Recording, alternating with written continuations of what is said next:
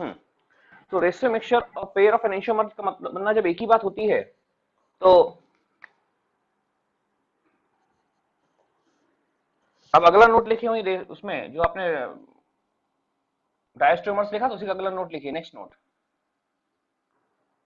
देखिए, formation of डायस्ट्रोमर्स, formation of डायास्टीरियोमर्स, डायास्टीरियोमर्स। क्या सही समझना, बड़ा आसान है। कैसे डायस्ट्रोमर बनते हैं एक बार ध्यान दीजिएगा। ऐसा बोलते हैं कि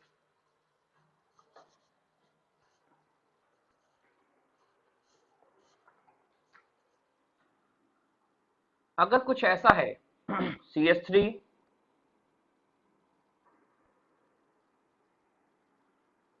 if compound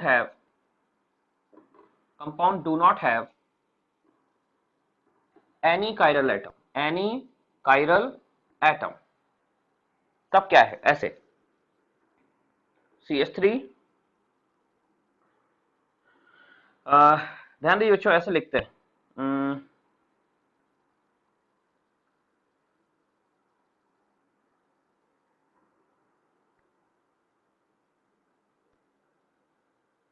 CH3 C2H5 H और H। इसके बाद हमने क्या किया, इसका ब्रोमिनेशन किया, Br2 सनलाइट। एक बात बताओ, बल्कि आप देखो, इसको ऑब्जर्व करो कि यहाँ पे ये एटम अभी कायरल, ये कार्बन कायरल नहीं है, क्यों, दोनों ग्रुप सेम हो गए, अभी कायरल नहीं है।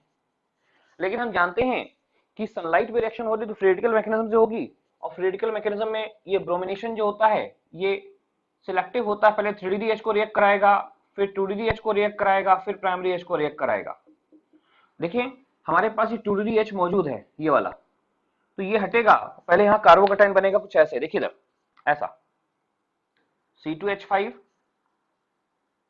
CH3H, और आप देखना यहाँ कार्बोकटाइन बन गया। जहां कार्बोकटाइन बन गया, हमको पता है कार्बोकटाइन फ्री रेडिकल अगर बन जाता तो वहां रेशमाइजेशन होता, तो ये कार्बोकटाइन बन गया, इससे Br फ्री रेडिकल जुड़ेगा, तो Br फ्री रेडिकल ऊपर से भी आ सकता है। देखिए अब इस पे आएगा Br फ्री रेडिकल, ये Br फ्री रेडिकल ऊपर से भी आ सकता है, और ये Br फ्री रेडिकल नीचे से भी आ सकता है। ऊपर से आया तो डेक्स्ट्रो फॉर्म, और नीचे से आया तो लीवो फॉर्म। डेक्स्ट्रो लीवो इक्वल बनेंगे नहीं, यहाँ क्या मिलेगा, यहाँ बनेगा रेशियो मिक्सचर बनेगा, ratio mixture, pair of enantiomers ratio mixture बनेगा, पेयर ऑफ एनेंशियोमर्स या रेशियो मिक्सचर। क्यों, क्योंकि बच्चों जो दो कंपाउंड बनेंगे वो दोनों कंपाउंड आपस में क्या होंगे, मिरर इमेज होंगे। क्यों, देखो ऐसे C CH3 C2H5, ये पीछे चला गया भाई अटैक करने पे, ऐसे ये H मान लो आगे आ गया, तो Br इधर से अटैच हो, Br नीचे से अटैच हो गया। अगर Br, अच्छा Br अगर ऊपर से अटैच होता तो क्या होता, Br अगर ऊपर से अटैच होता तो ऐसा कुछ होता, देखो ऐसे, ये कार्बन, ये CH3 इधर से होता, ठीक है ना, C2H5 ऐसे करके आता, और ये H ऐसा जाता। आप देखिए तीनों ग्रुप लगे हुए, खाली Br ऊपर से आया कि Br नीचे से आया, उस पर देख लो, और ये दोनों बन गया क्या, दोनों आपस में मिरर इमेज है, देख लो ठीक से, दोनों इक्वल अमाउंट बन रहे हैं, तो रेशियो मिक्सचर बनना ही तय था। तो अगर पहले से अगर compound do not have chiral atom, ध्यान दीजिए, if compound do not have any chiral atom और अटैक करने के बाद एक कायरल एटम आता है, पहले से कोई कायरल एटम नहीं था, अटैक करने का एक कायरल एटम आता है, और उस अटैक करने का एक एटम कायरल होता है, उससे पहले फ्री रेडिकल बनता है, तो ध्यान रखिए रेशमाइजेशन होगा, या कार्बोकटाइन बनता तो भी रेशमाइजेशन होता, ये तो पता है हुआ। लेकिन अब मतलब पहले से कोई कायरल एटम नहीं है, एक ही कायरल एटम आता तो रेशमाइजेशन होगा, लेकिन अगर पहले से एक कायरल एटम होता, यहाँ पे पहले से कोई कायरल नहीं था, रेशमी मिक्सचर बना, पहले से कोई कायरल नहीं, एक नया आफ्टर रिएक्शन एक कायरल बन रहा है, पहले से कायरल नहीं, एक कायरल बन रहा है, तो रेशमी मिक्सचर हो गया। लेकिन अगर एक कायरल पहले से होता, if compound have one chiral atom and one more is produced after reaction. देखो बच्चों ऐसे ध्यान दीजिए, पहले से कायरल नहीं था, बाद में एक कायरल ऐसा कुछ कंपाउंड ये देख रहे थे CH3 CH2 और यहां पे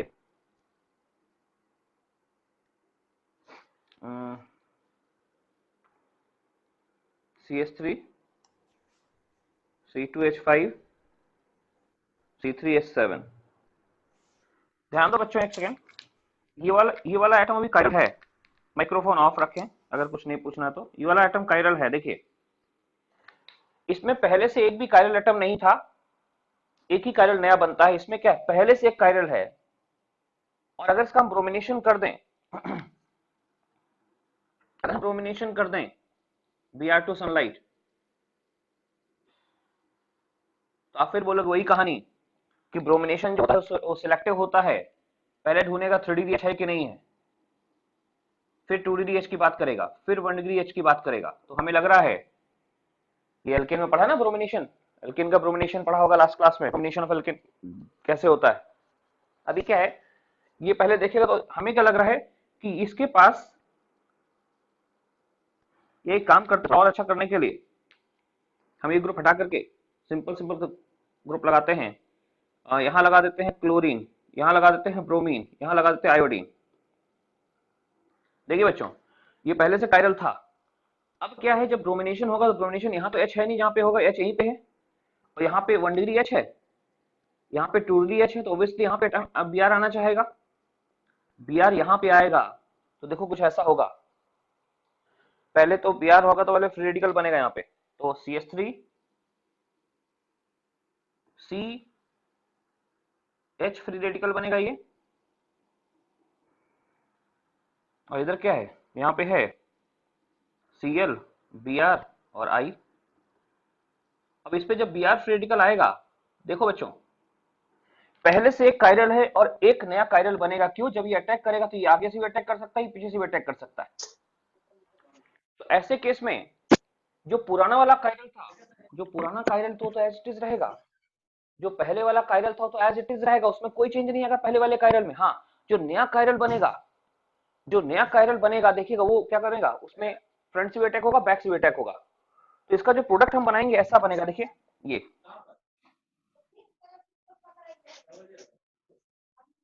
माइक्रोफोन ऑफ रख लें आप, जहां भी माइक्रोफोन ऑन है।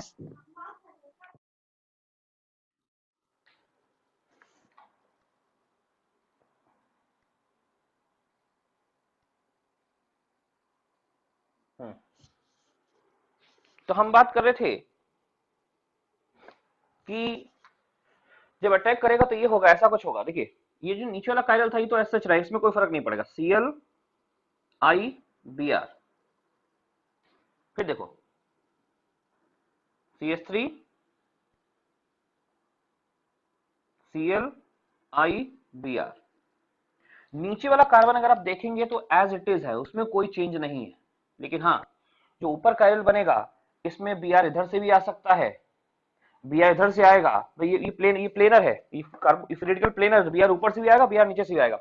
Br ऊपर से आया, मतलब इधर से जोड़ देंगे तो ये बनेगा, और Br इधर से भी आ सकता है, Br इधर से भी आ सकता है, तो H ऐसे आ जाएगा। तो आप देखो इसमें कि इसमें आधा मॉलिक्यूल जो हम नया कायरल बना है, न्यू कायरल ये वाला, वो तो मिरर इमेज है, ये नया कायरल तो मिरर इमेज है, जैसा कि ऊपर था नया कायरल मिरर इमेज था, लेकिन पुराना कायरल मिरर इमेज नहीं है। देखिए ना इतना पार्ट सेम है, जो पहला वाला कायरल था वो सेम रहेगा जैसा था, दोनों में आइडेंटिकल होगा। तो आप कहोगे, ध्यान दीजिए, अगर पहले से कोई कायरल नहीं था, एक ही कायरल बनता है तो वो ऑक्सीडेटिकल, पहले से कार्बोकेटायन बन गया तो वो पेयर ऑफ एलिशियमर से रेसिड मिक्सचर बनेगा। यहाँ देखिए यहाँ पे एक कायरल पहले से था और एक और कायरल बन गया, और जो नया कायरल बना है उसमें डेक्स्ट्रो लीवो दोनों बन रहे हैं, दिख रहा है।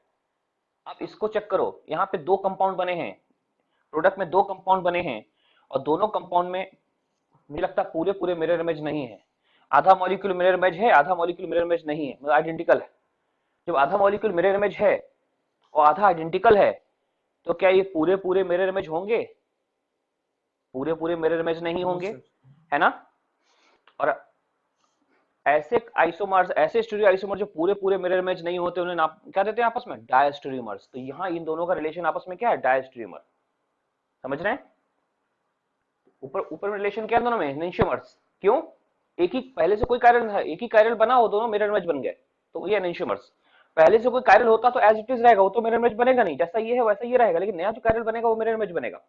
तो पुराना कायरल एक जैसा, और आधा नया वाला कायरल जो है वो मिरर इमेज है। तो आधा मॉलिक्यूल मिरर है, आधा नहीं है, तो एज अ होल सोचिए, क्या पूरा मॉलिक्यूल मिरर इमेज है? अगर पूरा मॉलिक्यूल मिरर इमेज नहीं है, तो ऐसे स्टीरियो आइसोमर्स को हम नाम देते हैं क्या, डायस्टेरियोमर्स। तो यहाँ पे दोनों आपस में डायस्टेरियोमर्स हैं, दोनों है डायस्टेरियोमर्स हैं, लिख लीजिए। और डायस्टेरियोमर कैसे बनता है इस पे जब ध्यान रखिएगा, ये डायस्टेरियोमर हो गए।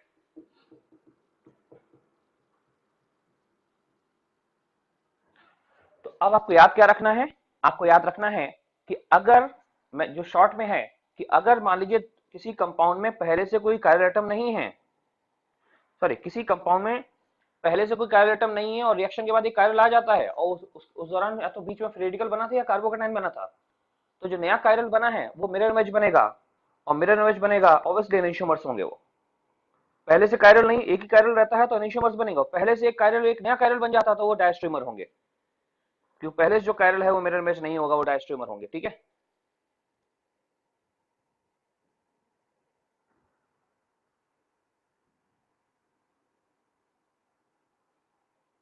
एक मिनट सर, नोट कर ले। आराम से करो, आराम से करो, मैं फोटो भी खींच सकता हूँ, बाद में भेज भी दूंगा।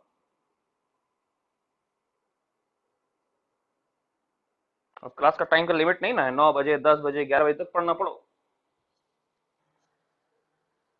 आज एक और क्लास का टेस्ट भी है। अभी किसका क्लास है? सर अभी नहीं है, दोपहर पे है, 1 बजे से 3 बजे। किसका, एमएसपी सर का क्या? Yes sir. नेटवर्क रहता है उस समय? Yes sir. चलो ठीक। तो आप हमेशा ध्यान रखना बेटा, इस पे क्वेश्चन बनेंगे आइसोमरिज्म में कि प्रोडक्ट एनेंशियोमर होगा क्या, कि डैश, दो कंपाउंड बनेंगे, दोनों आपस में क्या रिलेशन होगा। तो अगर पहले से कायरल नहीं है और एक ही कायरल बनता नया, और बीच में फ्री रेडिकल या कार्बोकेटाइन इन्वॉल्व है, तो ये दोनों आपस में एनेंशियोमर्स बनेंगे। पहले से कायरल एक और नया बनता है सेम कंडीशन में, तो जो नया बनेगा तो मिरर इमेज होगा, लेकिन पुराना मिरर इमेज नहीं होगा, तो ऐसे कंपाउंड केस में इसको हम डायस्ट्रीमर बोलेंगे। तो डायस्ट्रीमर क्या होते हैं, जो मिरर इमेज, ऐसे स्टीरियो आइसोमर जो मिरर इमेज ना हो। दोनों आइसोमर्स तो हैं, स्टीरियो भी है, लेकिन मिरर इमेज नहीं है।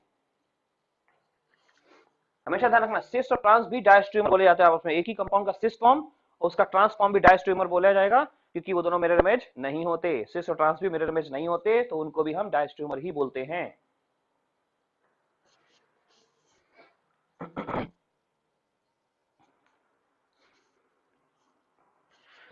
ठीक है बच्चा लोग, इस पे क्वेश्चन बनेगा जरूर, डायस्ट्रीमर क्या होते हैं, रिएक्शन में बने हुए प्रोडक्ट आपस में क्या होंगे, डायस्ट्रीमर होंगे। अभी एक बार और वापस आएंगे डायस्ट्रीमर और एनेंशियोमर पे, एक बार और वापस आते हैं, लेकिन वहां से पहले एक छोटी सी बात कर लेते हैं वापस आने से पहले। हटा दें बच्चों, ओके कर दें बोर्ड? Yes sir.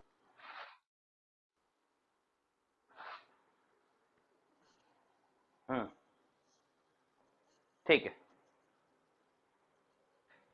जो लोग लेट आए हैं कोई भी, तो एक ओटीपी नोट कर लें, अटेंडेंस बना दीजिए।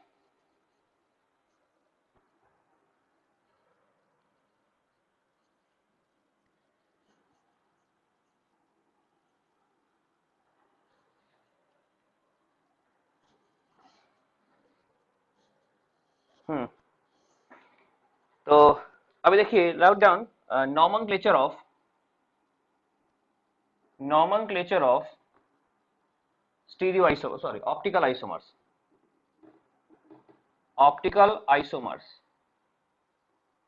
नॉमनक्लेचर कैसे होगा ऑप्टिकल आइसोमर का, उसमें बात करते हैं। ठीक है?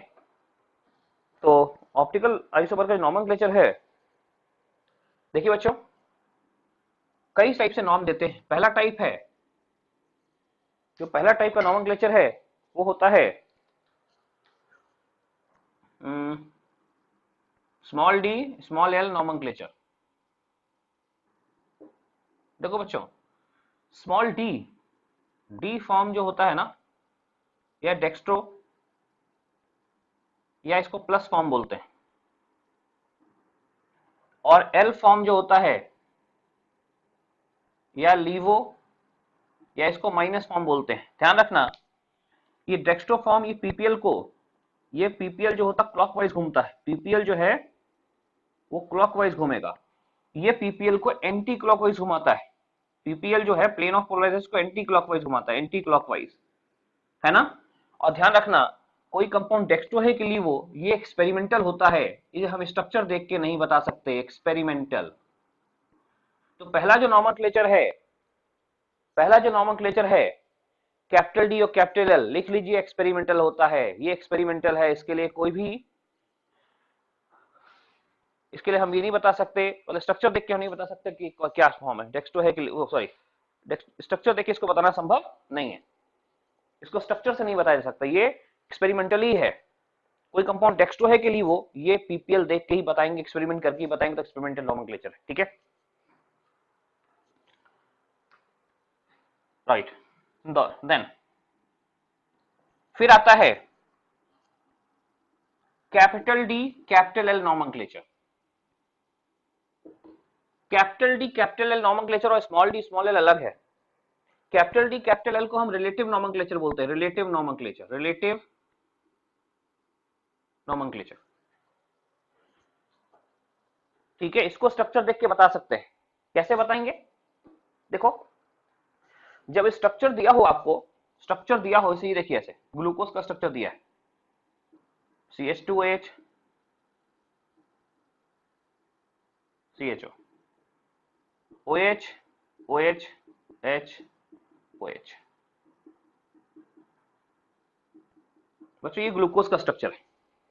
हमने इसमें आईयूपीएसी नंबरिंग करी, तो आईयूपीएसी नंबरिंग करने पे हमने कहा जो सबसे सीनियर फंक्शन ग्रुप है एल्डिहाइड, इसको नंबर 1 देना है, यहां से नंबरिंग शुरू करनी है, फिर number 2, number 3, number 4, number 5, number 6, इसमें ये एटम कायरल थे, ये देखिए कौन कौन कायरल थे, ये कायरल थे।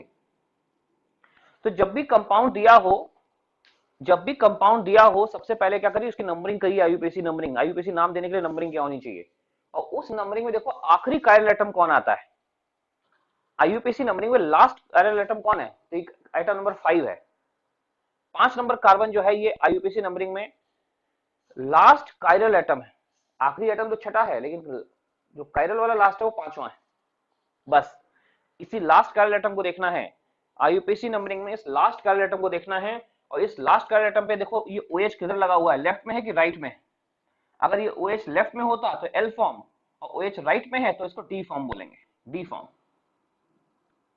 ठीक है ना। इसी का दूसरा स्ट्रक्चर बनाते हैं ऐसा,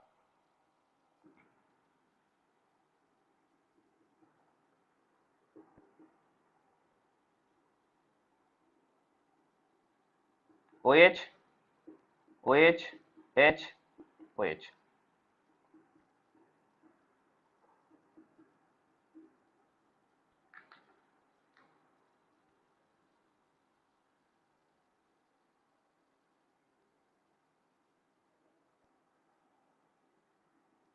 देखो जरा इस OH को लेफ्ट में ले आते हैं, ये लेफ्ट हैंड साइड, H इधर चला गया, तो आपको आखिरी कायरल एटम जो है, last chiral atom as per IUPAC numbering left में है, तो ये L फॉर्म, ठीक है। तो OH कहां है, OH to right hand side, L form कब बोलेंगे, जब OH किधर हो, OH to left hand side, लेकिन कौन सा OH, ठीक है। तो कहते हैं OH on last chiral atom as per IUPAC numbering,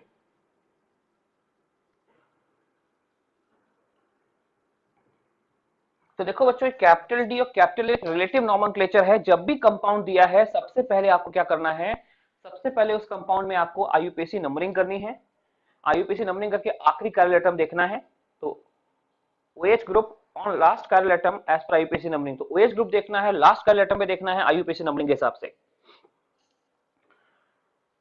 so IUPAC numbering के हिसाब से OH ग्रुप जो है लास्ट कायरल एटम पे कहां है, अगर वो लेफ्ट में है तो L फॉर्म, अगर राइट में है तो D फॉर्म। कहते हैं ये नॉमेनक्लेचर ये कहाँ यूज होता है? इट इज यूज्ड इन, ये नॉमेनक्लेचर यूज होता है, use for carbohydrate, use for biomolecules, actually biomolecule. Biomolecule में कार्बोहाइड्रेट, अमीनो एसिड सब आ जाते हैं। शुगर, शुगर होते हैं जिनको हम कार्बोहाइड्रेट बोलते हैं, कार्बोहाइड्रेट, अमीनो एसिड, ये सब। तो ऐसा बोलते हैं कि कैपिटल डी और capital nomenclature generally sugar industry में यूज होता है, शुगर यानी कार्बोहाइड्रेट्स या फिर ग्लूकोन डी, है ना। ग्लूकोन डी जो होता है उसी टाइप से डिफाइन होता है, ग्लूकोज है, डी फॉर्म है। खैर ग्लूकोन डी तो ब्रांड बना दिया, लेकिन उसका रीजन वही था कि शुगर होते हैं, शुगर होते हैं या कार्बोहाइड्रेट होते हैं, शुगर या कार्बोहाइड्रेट जो होते हैं उनके बारे में कहते हैं हम रिलेटेड नॉमेनक्लेचर यूज करते हैं। और किसको देखते हैं? OH ग्रुप, वहां पे लास्ट का एटम में, अगर वो लेफ्ट में है तो डी फॉर्म और राइट में है तो एल फॉर्म। तो small D small L experimental है, लेकिन कैपिटल डी कैपिटल एल ये हम स्ट्रक्चर देख के बता सकते हैं। और किसको देखेंगे? आखिरी कैपिटल एटम को देखेंगे। IUPAC नंबरिंग के हिसाब से आखिरी कैपिटल एटम लेफ्ट में है कि राइट में है? IUPAC नंबरिंग के हिसाब से आखिरी कैपिटल एटम लेफ्ट में है कि राइट में है, वो देखना हमको, ठीक है।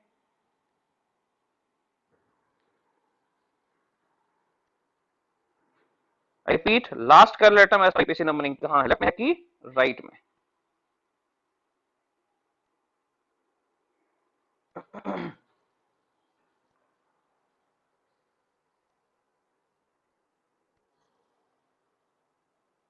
ये दो नॉमेनक्लेचर हमने पढ़ लिए, एक तीसरा और देखते हैं। चार है टोटल, दो हमने समझ लिए, एक एक्सपेरिमेंटल, एक रिलेटिव। यहाँ आखिरी कैपिटल एटम को देखना है IUPAC नंबरिंग के हिसाब से।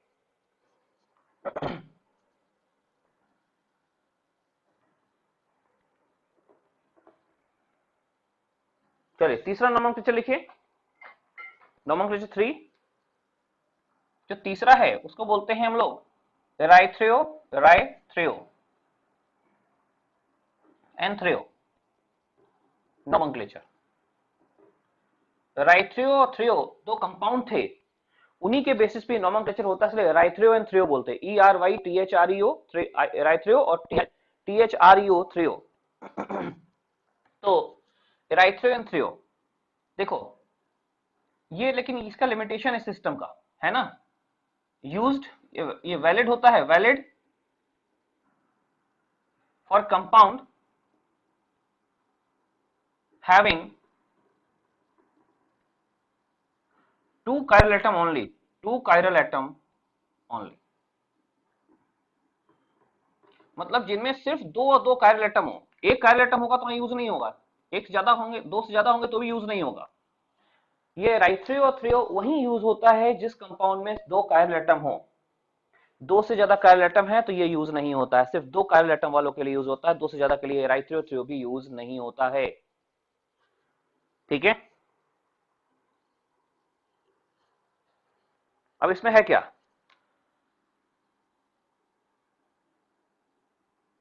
Only and one group should be common between both chiral atom, both chiral atom, यानी सिर्फ दो ही chiral atom होने चाहिए और दोनों chiral atom पे लगा हुआ एक एक ग्रुप आपस में कॉमन होना चाहिए। राइट थ्रो फिर समझ लीजिए, दो chiral atom वाले सिस्टम के लिए यूज होता, तीन वाले के लिए, दो से ज्यादा या दो से कम के लिए यूज नहीं होता। एक chiral atom है, एराइथ्रियो थ्रियो नहीं वैलिड होगा। तो एराइथ्रियो थ्रियो को वैलिड करने के लिए chiral atom कितने होने चाहिए? सिर्फ दो, और उनमें दोनों में एक एक ग्रुप कॉमन होना चाहिए। देखो जरा ऐसे,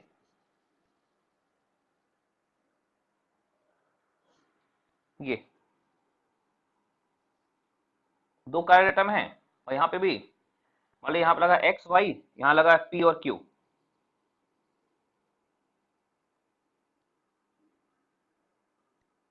X Y P और Q। आप देखो यहाँ पे ग्रुप जो था, एक ग्रुप A, यहाँ का ग्रुप A, यहाँ का ग्रुप A कॉमन था। ये भी कायरल है, ये भी कायरल है, दोनों कायरल अलग अलग हैं, सेम नहीं है। देख लो पहले तो दोनों कायरल अलग अलग हैं, सेम नहीं है। लेकिन हाँ, इस कायरल में मौजूद एक ग्रुप A, यहाँ मौजूद एक ग्रुप A और एक कॉमन थे, लेकिन और सेम साइड थे। यहाँ ए और ए अपोजिट हो गए, बस ए और ए सेम साइड, तो इसको राइथ्रियो फॉर्म बोलते हैं, राइथ्रियो।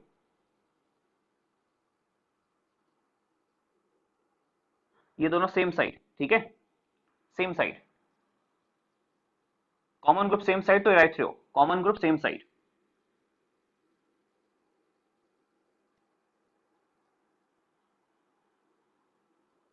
और ये थ्रियो फॉर्म हो गया, threo form, THREO, threo form. Threo form क्या होगा, इसमें common group opposite side, common group opposite side.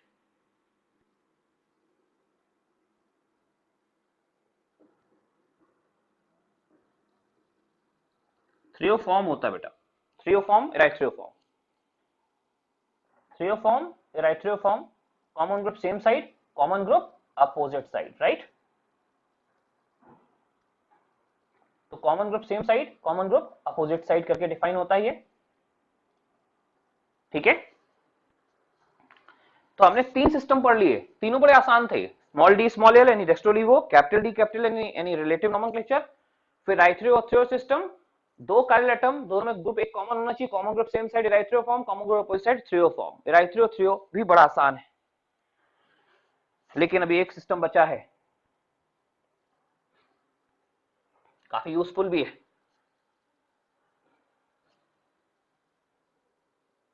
आखिरी सिस्टम बचा है, और ये आखिरी सिस्टम काफी यूजफुल भी होता है।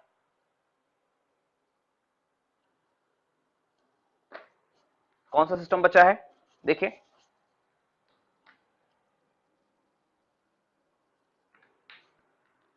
चौथा सिस्टम जो है उसको बोलते हैं RS nomenclature, RS, RS system, capital R capital S, RS system. इसको हम लोग एब्सोल्यूट सिस्टम भी बोलते हैं, absolute system, absolute nomenclature, absolute system भी बोलते हैं, RS, capital R capital S, ठीक है, capital R capital S system.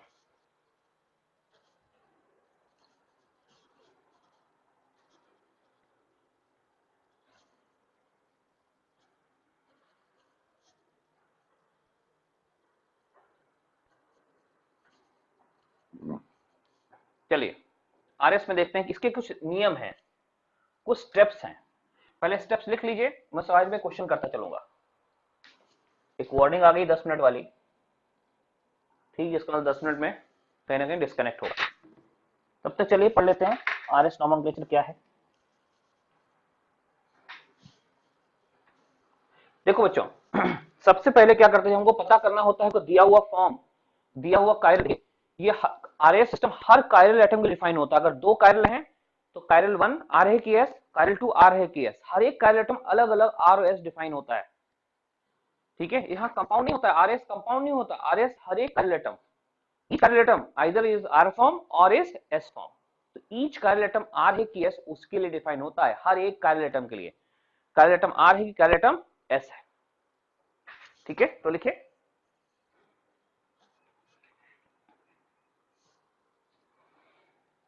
Steps, इसके स्टेप्स हैं। सबसे पहले पहला स्टेप लिखो बच्चों, identify chiral atom, identify chiral atom. देखो जैसे मैं यहां बनाता हूं ये structure, fluorine, chlorine, bromine, iodine, आपका ये कायरल एटम है, आइडेंटिफाई कर लिया, आप लोगों ने कायरल एटम को आइडेंटिफाई किया, हाँ सर कायरल एटम आइडेंटिफाई हो गया। फिर क्या करो, दूसरा स्टेप है, आइडेंटिफाई करने के बाद आप कायरल एटम से जुड़े हुए ग्रुप को असाइन करो प्रायोरिटीज, प्रायोरिटी मतलब प्रेफरेंस ऑर्डर, कैसे, सीआईपी रूल के हिसाब से। देखिए assign priorities, priority to the groups as per CIP rule, as per CIP rule priority assign कर दो, ठीक है। और प्रायोरिटी में क्या करोगे, 1 2 3 4, 1 मतलब होगा मैक्सिमम प्रायोरिटी होगी, मैक्सिमम प्रायोरिटी के लिए 1 यूज करना है, और लीस्ट प्रायोरिटी के लिए 4 यूज करना है। तो आइए देखते हैं जो हमने 4 जो कायरल एटम आइडेंटिफाई किया है, यहाँ पे इनके प्रायोरिटी असाइन कर देते हैं एज पर सीआईपी रूल। जब प्रायोरिटी असाइन करते हैं तो देखो बच्चों, सबसे ज्यादा प्रायोरिटी इसकी आ गई, इसमें सबसे हाई एटॉमिक नंबर है, तब प्रायोरिटी 1 हो गई किसकी, आयोडीन की। Iodine 1, bromine 2, chlorine 3, fluorine 4। तो आपने क्या करना है, दूसरे स्टेप में प्रायोरिटी असाइन करनी है, 1 मैक्सिमम प्रायोरिटी और 4 लीस्ट प्रायोरिटी। और आफ्टर असाइनिंग प्रायोरिटीज अब क्या करना है, तो देखो बच्चों, प्रायोरिटी असाइन करने के बाद हम करते क्या हैं, हम इंश्योर करते हैं कि लीस्ट प्रायोरिटी वाला है वर्टिकली हो, वर्टिकल अप या वर्टिकल डाउन। थर्ड पॉइंट है ensure that least priority group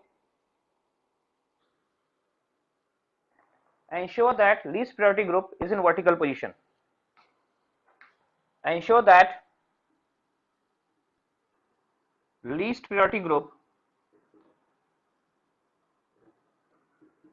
is in vertical position. मतलब ये देखना जरूरी वर्टिकल है कि नहीं है। अभी जो रूल लिखा रहे हैं वायलेट कब है, जब लीस्ट वाला वर्टिकल होगा। अगर लीस्ट वाला वर्टिकल नहीं होगा तो क्या करेंगे, अरे तो जो हमारा रिजल्ट आएगा उसको पलट देंगे। अभी हम लिखा रहे हैं कि लीस्ट वाला वर्टिकल है तो जो रिजल्ट क्या आएगा, कई लोगों के दिमाग में आएगा सर लीस्ट वाला वर्टिकल नहीं है तो, अरे तो जो हमारा रिजल्ट आएगा उसको उल्टा बोलेंगे, आर फॉर्म आएगा तो एस बोलेंगे, एस आएगा तो आर बोलेंगे, वो तब बोलेंगे जब लीस्ट वाला वर्टिकल ना हो। पहले समझ लें लीस्ट वाला वर्टिकल है तो क्या बोलेंगे। तो ensure that least priority group is in vertical position, देखो है ना, वर्टिकल का मतलब होता है away from the viewer, away from viewer.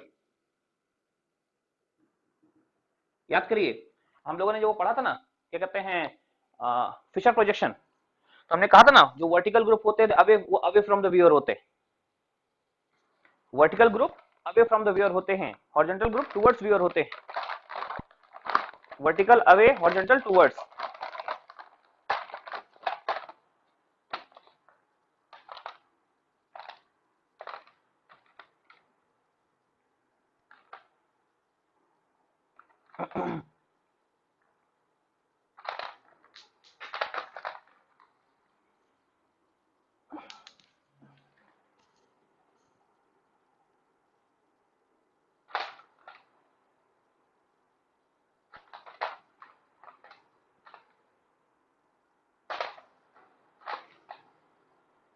देखो बच्चों, ये मान लो काइरल एटम ऐसा, ये काइरल एटम, ये देखिए एटम है जो कि काइरल है, दिख रही है, क्यों कार्बन पे 4 डिफरेंट ग्रुप लगे ना, कार्बन, तो कार्बन जो है यहाँ पे काइरल है क्योंकि कार्बन पे 4 डिफरेंट ग्रुप लगे हुए। अभी क्या है, इसको हम लिखते कैसे हैं, इसको जो फिशर प्रोजेक्शन बनाएंगे तो ऐसे बनाएंगे, देखिए ऐसे, ये जो जो वर्टिकल लाइन होगी, देखिए आप देखो सामने ऐसे ऐसे आंख देखो, जो वर्टिकल लाइन होगी वो उसमें जो ग्रुप, ये जो ग्रुप ऐसे होंगे इनको वर्टिकल लाइन से दिखाएंगे, जो ऐसे होंगे इनको हॉरिजॉन्टल लाइन से दिखाएंगे। अब जो भी ग्रुप वर्टिकल लाइन से दिखाते देखिए वो आपसे दूर गए हुए, अवे फ्रॉम द व्यूअर। जो हम बोल रहे हैं कि ensure that least priority group is in vertical position, vertical position का मतलब आपसे दूर गया हुआ है। तो कई बार वैसा डैश एंड वेज सिस्टम दे दे, फिशर पोजीशन नहीं दिया है तो डैश एंड वेज दिया, तो क्या इंश्योर करना है कि लीस्ट प्रायोरिटी अवे है, वर्टिकल मतलब अवे होता है, आपसे दूर की तरफ, ऐसे क्लियर, वर्टिकल मतलब आपसे दूर की तरफ, पोजीशन ऐसे नहीं बनाओगे, वर्टिकल एटम, वर्टिकल लाइन मतलब away from the viewer, horizontal line towards viewer. तो इंश्योर करना है आपको लीस्ट प्रायोरिटी ग्रुप जो है वो वर्टिकल में है, least priority group vertical position में है, आपको इंश्योर करना है, ठीक है।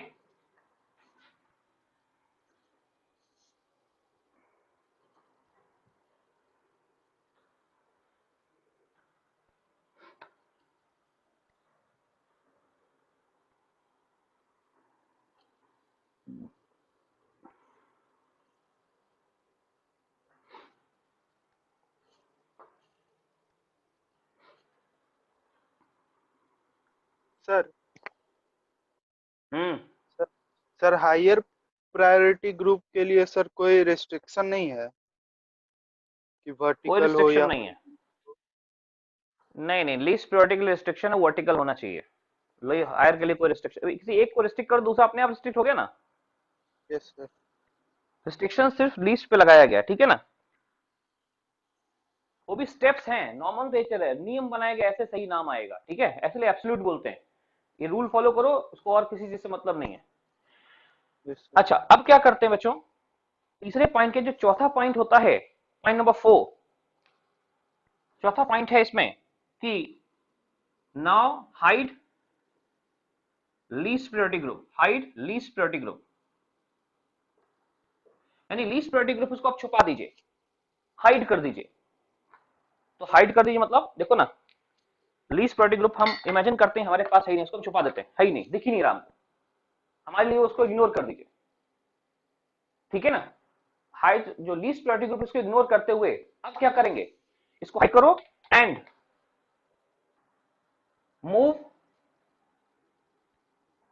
Move in 1 2 3 direction, move in 1 2 3 direction, 1 से 2 2 से 3 डायरेक्शन में मूव करो। देखो जरा, अगर 1 2 3 में जाते समय आपका मूवमेंट ऐसा होता है 1 2 3, क्लॉकवाइज मूवमेंट होता है, तो ये आर फॉर्म होगा। आपका मूवमेंट, पीपीएल का मूवमेंट नहीं है यहाँ पे, 1 2 3 जाते समय अगर आपकी आंखें क्लॉकवाइज घूमती हैं, आप क्लॉकवाइज घूमते हैं, तो ये आर फॉर्म होगा। और अगर आपने कहा कि 1 2 3 जाते समय ऐसा घूमता, ये मूवमेंट ऐसा हुआ 1 2 3, अगर एंटी क्लॉकवाइज मूवमेंट होता है तो ये एस।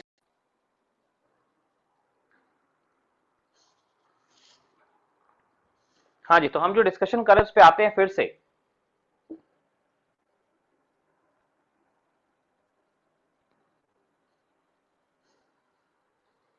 देखो बच्चों, ये जो स्ट्रक्चर है ये वही स्ट्रक्चर जो ये बना हुआ, ये वाला सेम स्ट्रक्चर, ये वाला सेम ही स्ट्रक्चर कॉपी किया है। देखो प्रायोरिटी दोगे, प्रायोरिटी 1 2 3 4, लीस्ट वाला वर्टिकल है इसको हाइड कर दो, और 1 2 3 डायरेक्शन में मूव करो, इसको हाइड कर दो, हाइड कर दिया, 1 2 3 जाओ ऐसे, तो ये एस फॉर्म आ रहा है। फिर हमने क्या किया कि इन दो ग्रुप को आपस में बदल दिया, और हमने कहा कि काम करते ग्रुप बदलने के लिए हम इस ब्रोमीन और इस आयोडीन को बदल देते हैं, एक इंटरचेंज करो, वन इंटरचेंज। हमने वन इंटरचेंज किया, हम हर बार एक ही इंटरचेंज करेंगे। फ्लोरीन वही है, क्लोरीन वही है, फ्लोरीन और क्लोरीन वहीं पे है, हमने किसको चेंज किया, इनको चेंज किया, ब्रोमीन यहां ले आए और आयोडीन यहां ले आए, एक इंटरचेंज किया। अब एक इंटरचेंज के बाद हम पता करना चाह रहे हैं कौन सा है, तो हमने कहा फिर से प्रायोरिटी असाइन करो, प्रायोरिटी होगी 1 2 3 और 4, इसको हाइड करो, 1 2 3 जाओ, 1 से 2 2 से 3, देखो हम क्लॉकवाइज घूम रहे तो आर फॉर्म हो गया, यानी एक इंटरचेंज के बाद क्या हो गया, एस वाला आर में बदल गया, एक इंटरचेंज पे एस वाला आर में बदल गया। तो एक काम करो, फिर एक इंटरचेंज करो, फिर एक इंटरचेंज, आपका मन जिनका मन करे उनको आप इंटरचेंज, जिन दो ग्रुप का मन करे, जिन दो का, कोई आपका कंडीशन नहीं है। आप चाहो तो फ्लोरीन को बदल दो ब्रोमीन, इन दोनों को बदलते हैं, फ्लोरीन और ब्रोमीन को बदल देते हैं आपस में, देखो फिर एक इंटरचेंज कर रहे हैं, इस बार ऊपर नीचे बदल दिए, लीस्ट वाला वर्टिकल रख रहे हैं, अगर लीस्ट वर्टिकल नहीं होगा रिजल्ट उलट के बोलेंगे, ठीक है। तो हमने फ्लोरीन यहां ले आए, ब्रोमीन यहां पहुंचा दिया, और आयोडीन और क्लोरीन फिक्स है, प्रायोरिटी असाइन किया 1 2 3 4, लीस्ट वाला वर्टिकल है इसको हाइड करो, 1 2 3 जाओ, देखो एंटी क्लॉकवाइज जा रहे हैं, एस फॉर्म अगेन, तो पहले एस फॉर्म था, एक इंटरचेंज किया आर हो गया, फिर एक इंटरचेंज किया फिर एस हो गया, देखो ये फिर एस हो गया, मतलब ये वाला स्ट्रक्चर आइडेंटिकल है, मतलब first and third structure identical है, ठीक है ना। यानी यहां से हम रूल निकालेंगे जो आपको माइंड आगे फॉलो भी करना है। फिलहाल एक इंटरचेंज और कर लेते हैं, फिर इस बार एक काम करते हैं, इस फ्लोरीन को आयोडीन से बदल देते हैं, यानी फ्लोरीन यहां पे, आयोडीन यहां पे, इन दोनों को बदल दिया हमने, इसको बदला है, बाकी क्लोरीन और ब्रोमीन वही है, क्लोरीन वहीं पे, ब्रोमीन वहीं पे। देखो बच्चों प्रायोरिटी असाइन करते हैं, कैसे, 1 2 3 4, हाँ बोलिए सर। वीडियो ब्लैक हो गया है पूरा। ठीक है, दोबारा कनेक्ट कर दे, रुको जरा, सही है सर, सही है, सही है सर, एकदम सही है। अगर अगर सही है तो आप रीस्टार्ट करिए बेटा, अपना चेंज करिए, अपने को एक बार डिस्कनेक्ट करके कनेक्ट करिए। अगर सबको प्रॉब्लम होता तो मैं यहाँ से चेंज कर रहा, अगर आपको एक सिंगल जगह है तो आप अपना चेंज करें एक बार। फिर एक बार देखो, फिर से प्रायोरिटी चेक करो एक बार। देखो बच्चों क्या करना है, प्रायोरिटी असाइन होगी, अब क्या है, लीस्ट वाले को आप हाइड कर दो, लेकिन लीस्ट वाला वर्टिकल नहीं है इस बार। देखो जरा, लीस्ट वाला वर्टिकल नहीं है तो जो रिजल्ट आएगा उसको पलट देंगे, समझ गए ना। तो अब 1 2 3 जाते हैं, 1 2 3 1 2 3 में क्या, 1 2 3 में क्या आ रहा है हमारा, ये आ रहा है आर फॉर्म, सॉरी 1 2 3 में एस फॉर्म आना चाहिए ना, लेकिन चूंकि वर्टिकल लीस्ट वाला वर्टिकल नहीं है तो हम एस ना बोल क्या बोलेंगे, आर, ये आर फॉर्म हो गया। और एक बात ध्यान रखना, हर इंटरचेंज पे अगर किसी काइरल एटम में मौजूद किन्हीं भी दो ग्रुप को इंटरचेंज कर दो तो हर इंटरचेंज के बाद एस आर आपस में बदल जाते हैं। देखो यहाँ पे आप वेरीफाई कर पा रहे होगे, पहले एस फॉर्म था, एक इंटरचेंज किया आर हो गया, फिर एक इंटरचेंज किया फिर एस हो गया, फिर एक इंटरचेंज किया फिर आर हो गया। यानी after every interchange around chiral centre, किसी काइरल सेंटर के पास जब आप इंटरचेंज कर देते हैं तो then R form and S form are interconverted. पहले आर था तो एस बन गया, एस था तो आर बन गया, ये इंटर कन्वर्ट हो जाते हैं। ठीक है, ये नोट नंबर 1 में ही हमको जो लिखना सेकंड था, और फोर्थ वाला भी आइडेंटिकल होगा। हाँ बिल्कुल, आर फॉर्म सेम है। कोई काइरल सेंटर या तो आर होगा या तो एस, कोई एक काइरल सेंटर या तो आर होगा या तो एस होगा, ठीक है ना, इसके अलावा तीसरा है ही नहीं। तो अगर अगर ये आर है ये आर है, दोनों आइडेंटिकल हो गए, ये आर है ये एस है, मिरर इमेज होंगे, मिरर इमेज में एनिशियोमर्स होते, भले ही दिख ना रहे हो आपको मिरर इमेज। कई लोग बोलेंगे सर मिरर इमेज दिख तो नहीं रहे, कोई बात नहीं, अगर ऐसा समझ नहीं आता मिरर इमेज दिख रहे कि नहीं दिख रहे, तो देख लो आर फॉर्म है और एस है, एक आर है एक एस है, तो मिरर इमेज होंगी वो। भले है क्या ना कि कोई स्ट्रक्चर जो है, कोई स्ट्रक्चर आप मिरर इमेज कैसे देख पाओगे, ऐसे रखेगा, रखा कैसे आपके सामने, ये ऐसे रख देगा, ये घुमा के रख देगी, तो कैसे भी रखा हो सकता ना। दो स्ट्रक्चर आमने सामने थोड़ी एकदम मिरर इमेज मिरर बनते हुए रख दिए हुए हैं, दो स्ट्रक्चर आमने सामने ऐसे रख सकते हैं, एक ऐसा रखा है, एक ऐसा रख दिया है इस टाइप से, और दूसरे को अजीब टाइप से रख दिया ऐसा, तो दोनों मिरर इमेज थोड़ी लगेंगे। ठीक है, इसलिए ऐसा बोलते हैं कि जब भी आपको कुछ फीलिंग कुछ प्रॉब्लम आए कि आपको लगता है दो स्ट्रक्चर दिए मिरर इमेज है कि नहीं है, मेनिशियमर है कि नहीं है, तो तुम्हें आरएस नोमेनक्लेचर असाइन कर लो। अगर एक कायरल आर आता दूसरा एस आता, दोनों आपस में मिरर इमेज होंगे, बशर्ते एक ही कंपाउंड के स्ट्रक्चर हो दोनों। ठीक है, अगर एक ऐसा था तो मिरर इमेज होंगे, अगर दोनों आर आ गया, दोनों का नाम आर आ गया, भले वो टेढ़े मेढ़े कैसे भी रखे हो, लेकिन दोनों का नाम आर आ रहा है, दोनों आइडेंटिकल है। तो नोट नंबर 1 लिखिए यहां पे, after each interchange around chiral centre, after each interchange around chiral centre,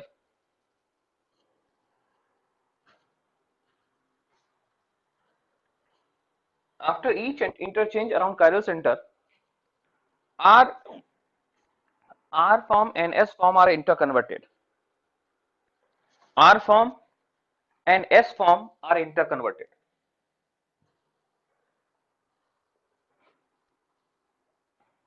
sir एक बार रिपीट कीजिए ना। After each interchange around chiral center, after each interchange around chiral center, R form and S form are interconverted. R form and S form are interconverted.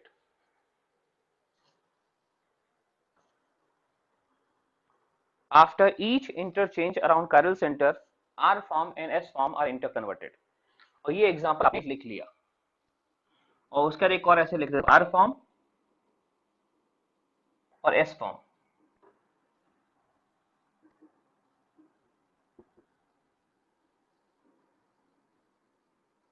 देखो यहां से यहां जाओगे कब, 1 interchange, 1 interchange, यहां से यहां आओगे फिर तब 1 इंटरचेंज, यानी हर एक इंटरचेंज के बाद आर और एस आपस में बदल जाते हैं। तो आप सोचो ना, अगर एक स्ट्रक्चर दिया है, एक स्ट्रक्चर दिया है, एक कायरल सेंटर दिया है, और कहते हैं वहां पे एक इंटरचेंज कर रहे हैं तो एनएनसीओ में मिलेगा, दो कर दिए, दो इंटरचेंज कर दिए तो जो अगला फॉर्म मिलेगा वो सेम फॉर्म होगा। एक पे मिरर इमेज, दूसरे पे सेम फॉर्म, तीसरे फिर मिरर इमेज, चौथे पे फिर सेम फॉर्म, पांचवा किया तो फिर मिरर इमेज, छठा फिर सेम फॉर्म, सातवां इंटरचेंज, फिर मिरर इमेज, आठवां इंटरचेंज, सेम फॉर्म। मतलब 8 तक करके क्यों बताया है? देखो जरा, अगर आप एक स्ट्रक्चर से दूसरे स्ट्रक्चर जाने में, स्ट्रक्चर 1 से स्ट्रक्चर 2 जाने में ऑड नंबर ऑफ इंटरचेंज करते हो, ऑड नंबर ऑफ इंटरचेंज, तो दोनों स्ट्रक्चर क्या होंगे? मिरर इमेज होंगे। 1 3 5 7 जो एक इंटरचेंज में एनेंशियोमर मिलता है तो 3 में भी एनेंशियोमर ही मिलेगा। तो 3 बार इंटरचेंज कर दिया तो एनेंशियोमर मिलेगा, 5 बार किया तो एनेंशियोमर मिलेगा, 6 बार तो 5 में, 7 बार ऑड नंबर हो गया तो एनेंशियोमर ही मिलेगा। आप देखो ना, ऐसे देखो ना, 1 2 3 4 5 6 7 8, तो आप देखोगे ऑड नंबर ऑफ इंटरचेंज पे हमेशा एनेंशियोमर मिल रहा होगा, जो है उसका मिरर इमेज बनेगा, और इवन पे सेम फॉर्म बनेगा। तो इसको ऐसा रूल भी याद कर सकते हैं, किसी कायरल सेंटर के अराउंड एक स्ट्रक्चर से दूसरे स्ट्रक्चर जाने में अगर आप इंटरचेंज कर रहे हैं और इंटरचेंज ऑड है तो एनेंशियोमर मिलेगा, और इवन है तो सेम फॉर्म मिलेगा, यानी आइडेंटिकल फॉर्म मिलेगा। जैसे कोई पूछे कि इसमें और इसमें रिलेशन क्या है, इस स्ट्रक्चर में और इस स्ट्रक्चर में क्या रिलेशन है, तो अब यहां से यहां जाने में कितने इंटरचेंज किए? सर 4 इंटरचेंज किए, 1 2 3 इंटरचेंज किए, 1 पहला इंटरचेंज, दूसरा और 3 इंटरचेंज में आप पहुंचे। मतलब ये और वो ऑड नंबर ऑफ इंटरचेंज मिलते हैं, दोनों एनेंशियोमर्स होंगे। देखो मिरर इमेज होंगे, तो वो ऐसा तो यार है ना मिरर इमेज। तो इसको लिख रहे हैं आप अगले पॉइंट में कि आर एस फॉर्म, ये लिखिए, और इसको नोट नंबर 2 बना लीजिए, फोटो को नोट नंबर 2 बना लीजिए, अच्छा रहेगा। कि ऑड नंबर ऑफ इंटरचेंज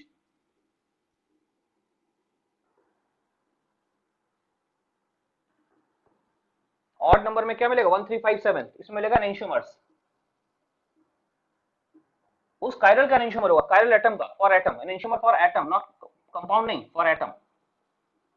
उस एटम का एनेंशियोमर मिलेगा, वो एटम मिरर, उस एटम के रिस्पेक्ट में मिरर इमेज होगा। फिर even number of interchange, even number of interchange, तो उस एटम के रिस्पेक्ट में जिसमें इवन हुए हैं उसमें क्या होगा? सेम फॉर्म होगा, same form with respect to atom. उस एटम के रिस्पेक्ट में सेम फॉर्म होगा जिस एटम की बात की जा रही है।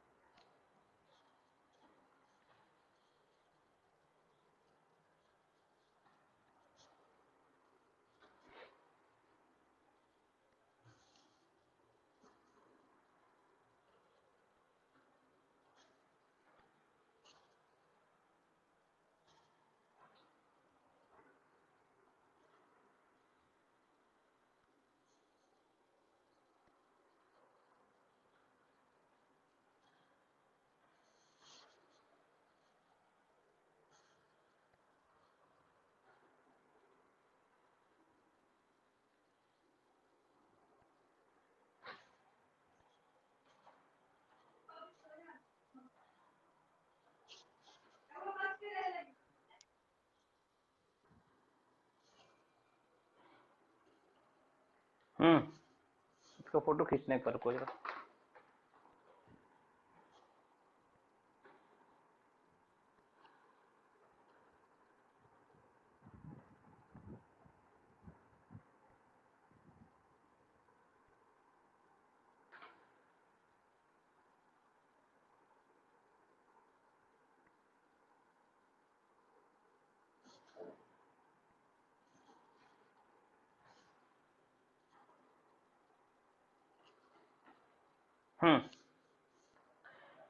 तो अगर अब हम क्या करेंगे, हम कुछ एग्जांपल करने जा रहे हैं। मैं आपको दूंगा 2 कंपाउंड, आपको बताना है दोनों कंपाउंड आपस में एनेंशियोमर्स हैं, डायस्ट्रोमर हैं। ध्यान रखना, एनेंशियोमर्स कब होंगे?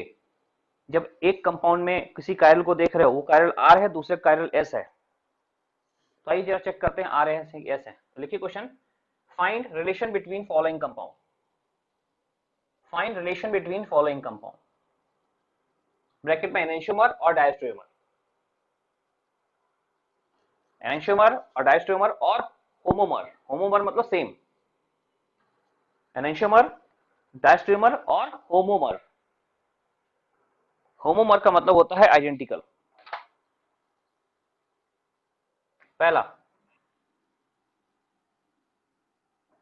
Fluorine, chlorine, bromine, iodine. दूसरा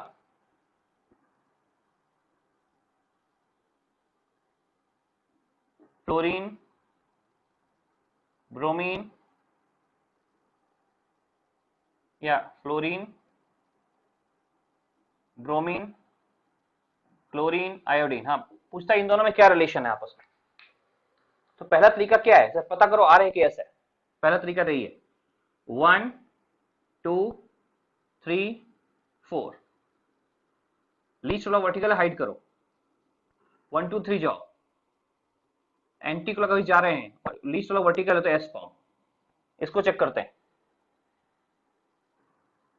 प्रायोरिटी साइन करो, 1 2 3 4, लीस्ट वाले को हाइड करो, 1 2 3 जाओ।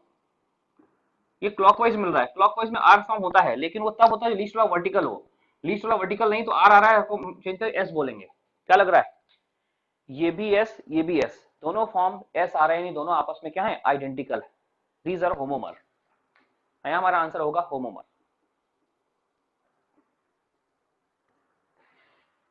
ठीक है, हमारा आंसर हुआ यहाँ पे कि दोनों कंपाउंड आपस में होमोमर है, दोनों कंपाउंड आपस में सेम आइडेंटिकल है, एक जैसे है।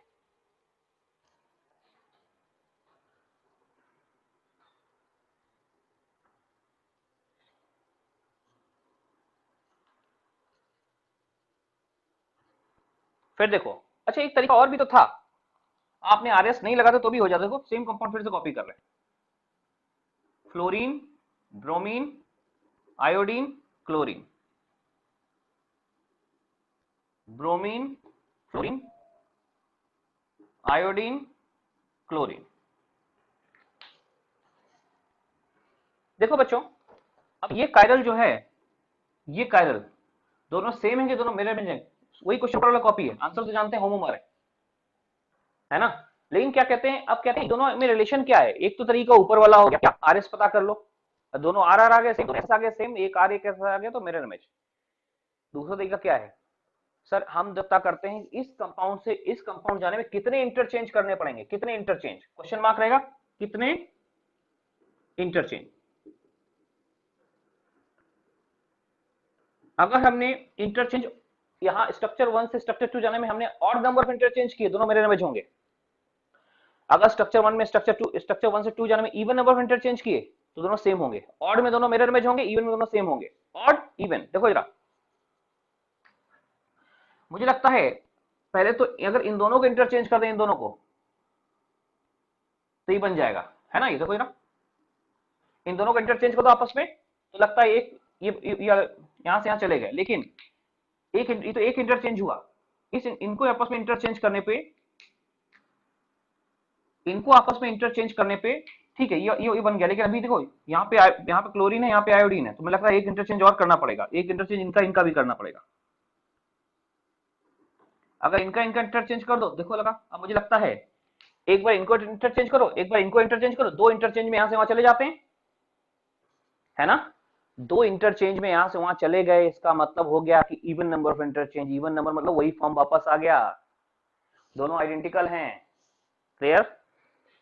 तो किसी भी कार्य को आइडेंटिफाई करना है, वो क्या है, मिरर इमेज है, आइडेंटिकल है। क्या करो, सिंपली नंबर ऑफ इंटरचेंज के थ्रू जाओ, या तो आरएस के थ्रू जाओ, आर फॉर्म में एस, दोनों आर आगे सेम होंगे, दोनों एस आगे सेम होंगे, एक आर एक एस आगे तो मिरर इमेज होंगे। या फिर एक कायरल से दूसरे कायरल, एक मतलब एक स्ट्रक्चर दूसरे स्ट्रक्चर जाओ, देखो उस कायरल के अराउंड कितने इंटरचेंज आपको करने पड़े, इवन करने पड़ेगी, ऑड करने पड़े। अगर इवन करने पड़े, अगर इवन नंबर ऑफ इंटरचेंज करने पड़े तो क्या हो गया, आपस में सेम फॉर्म हो गए। अगर ऑड नंबर ऑफ इंटरचेंज करने पड़े तो वो मिरर इमेज हो गए। ठीक है, मिरर इमेज एंड एंशियोमर्स। तो दोनों आंसर आ गए ना, कितने इंटरचेंज आ रहे हैं, 2 इंटरचेंज। 2 इंटरचेंज में क्या हो जाएगा, सेम फॉर्म। दोनों सेम फॉर्म होंगे, दोनों आइडेंटिकल होंगे, दोनों होमोमर होंगे। ठीक है, अगला क्वेश्चन लिखा जाए। क्वेश्चन नंबर नेक्स्ट, देखो ये रहा क्वेश्चन इधर। इसमें दो काइरल एटम ले रहे हैं ऐसे, fluorine, chlorine, bromine,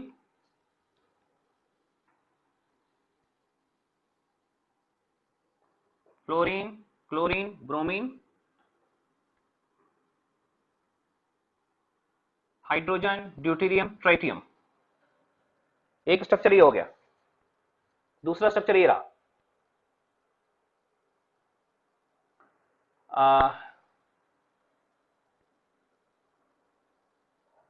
chlorine, bromine, fluorine, और यहां देखा हमने एच डी,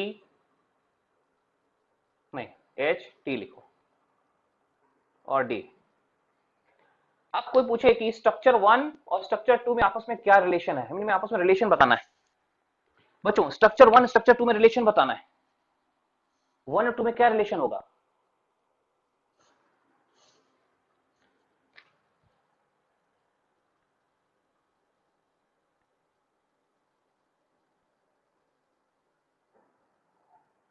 थोड़ा डार्क कर दिया लिखने के लिए। हाँ, इन स्ट्रक्चर्स में आपस में क्या रिलेशन होगा। तो कहते हैं एक तो तरीका हो गया क्या, ये स्टार वाला कार्बन है, स्टार हैश, ये स्टार ये हैश। देखो अगर स्टार स्टार आपस में मिरर इमेज है और हैश हैश भी मिरर इमेज है तो पूरा कंपाउंड मिरर इमेज है। स्टार नहीं दिख रहा अगर फोटो में तो बड़ा स्टार बनाते हैं, ये स्टार ये हैश, बड़ा हैश बनाते हैं यहां पे। देखो बच्चों, अगर दोनों का स्टार कार्बन स्टार कायरल आपस में मिरर इमेज है और हैश वाला भी आपस में मिरर इमेज है तो पूरा कंपाउंड मिरर इमेज हो गया, यानी आपस में या इनिशियमर्स हो गए। लेकिन सोचो अगर स्टार वाला मिरर इमेज है लेकिन हैश वाला मिरर इमेज नहीं है तो क्या पूरा मॉलिक्यूल मिरर इमेज हुआ। अगर स्टार वाला मिरर इमेज है और हैश वाला मिरर इमेज नहीं, हैश वाला सेम आ गया तो क्या पूरा मॉलिक्यूल मिरर इमेज हुआ। नहीं सर, खाली स्टार वाला मिरर इमेज है, नीचे हैश वाला मिरर इमेज नहीं है तो पूरा मॉलिक्यूल मिरर इमेज नहीं है, और पूरा मॉलिक्यूल मिरर इमेज नहीं है तो डायस्टेरियोमर बोलते हैं, है ना। अब वो आरएस से निकाल लो या इंटरचेंज से निकाल, जैसे चाहो कर लो, लेकिन ये सोचना है star star mirror image, hash hash mirror image, तो दोनों के दोनों एनिशियोमर्स हो गए। स्टार भी मिरर इमेज, हैश भी मिरर इमेज, यानी पूरा मॉलिक्यूल मिरर इमेज यानी कि एनिशियोमर्स। अगर आधा मॉलिक्यूल मिरर इमेज है आधा नहीं है तो डायस्टेरियोमर।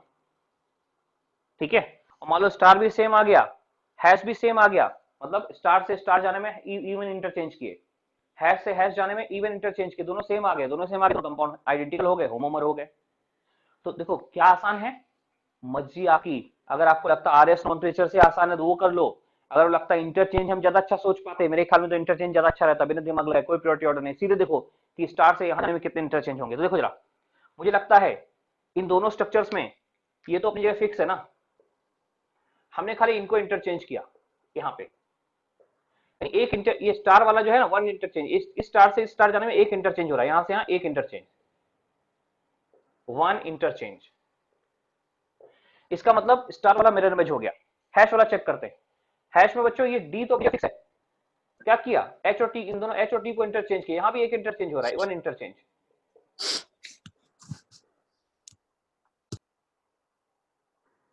यहां भी एक इंटरचेंज हो रहा है।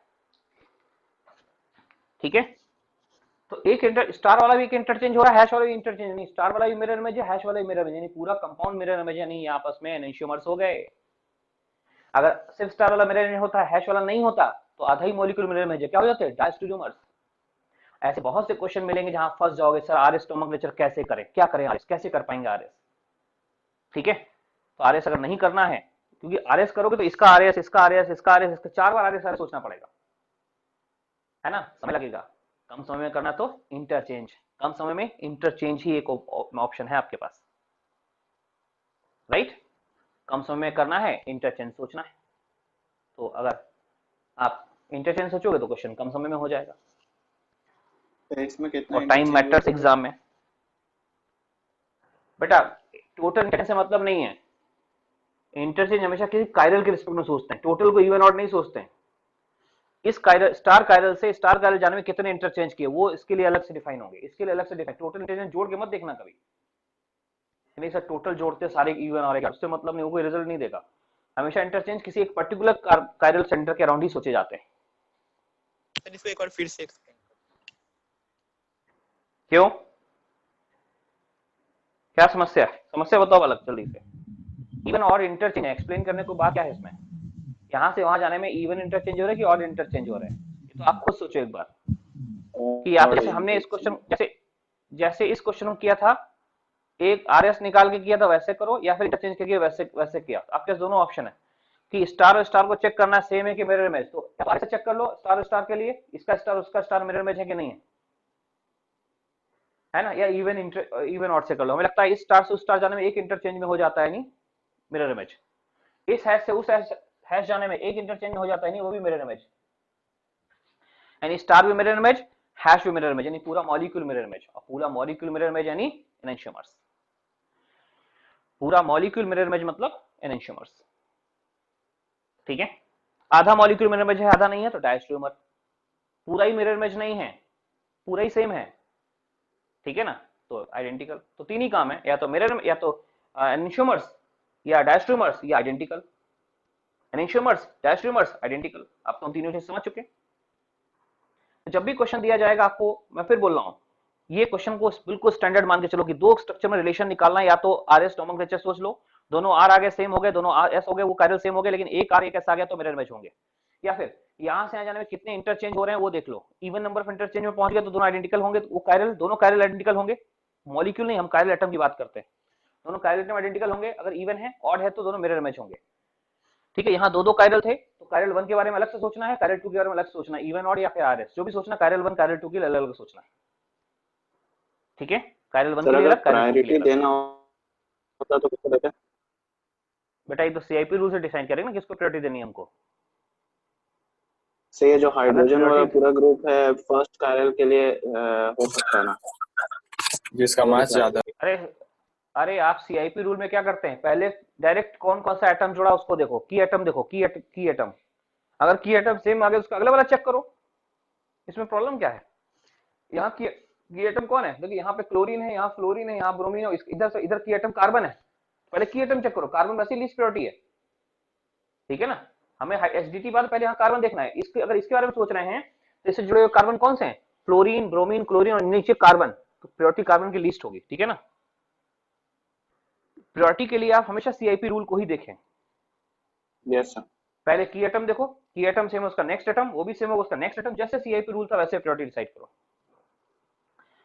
सभी को आरएस नोमेनक्लेचर समझ में आ गया, आर फॉर्म एस फॉर्म सबसे इंपॉर्टेंट है। देखिए आरएस नोमेनक्लेचर कई बार बोलते हैं जेई अपने सिलेबस में मेंशन नहीं करता, जेई ने अपने सिलेबस में कहीं नहीं लिखा कि आरएस फॉर्म आर फॉर्म है कि एस फॉर्म है बताओ, लेकिन हाँ उसको बिना यूज किए आप कर ही नहीं पाओ। दो स्ट्रक्चर कंपेयर करने हैं, या तो इवन ऑड से कंपेयर करो या फिर आरएस से कंपेयर करो, ठीक है ना।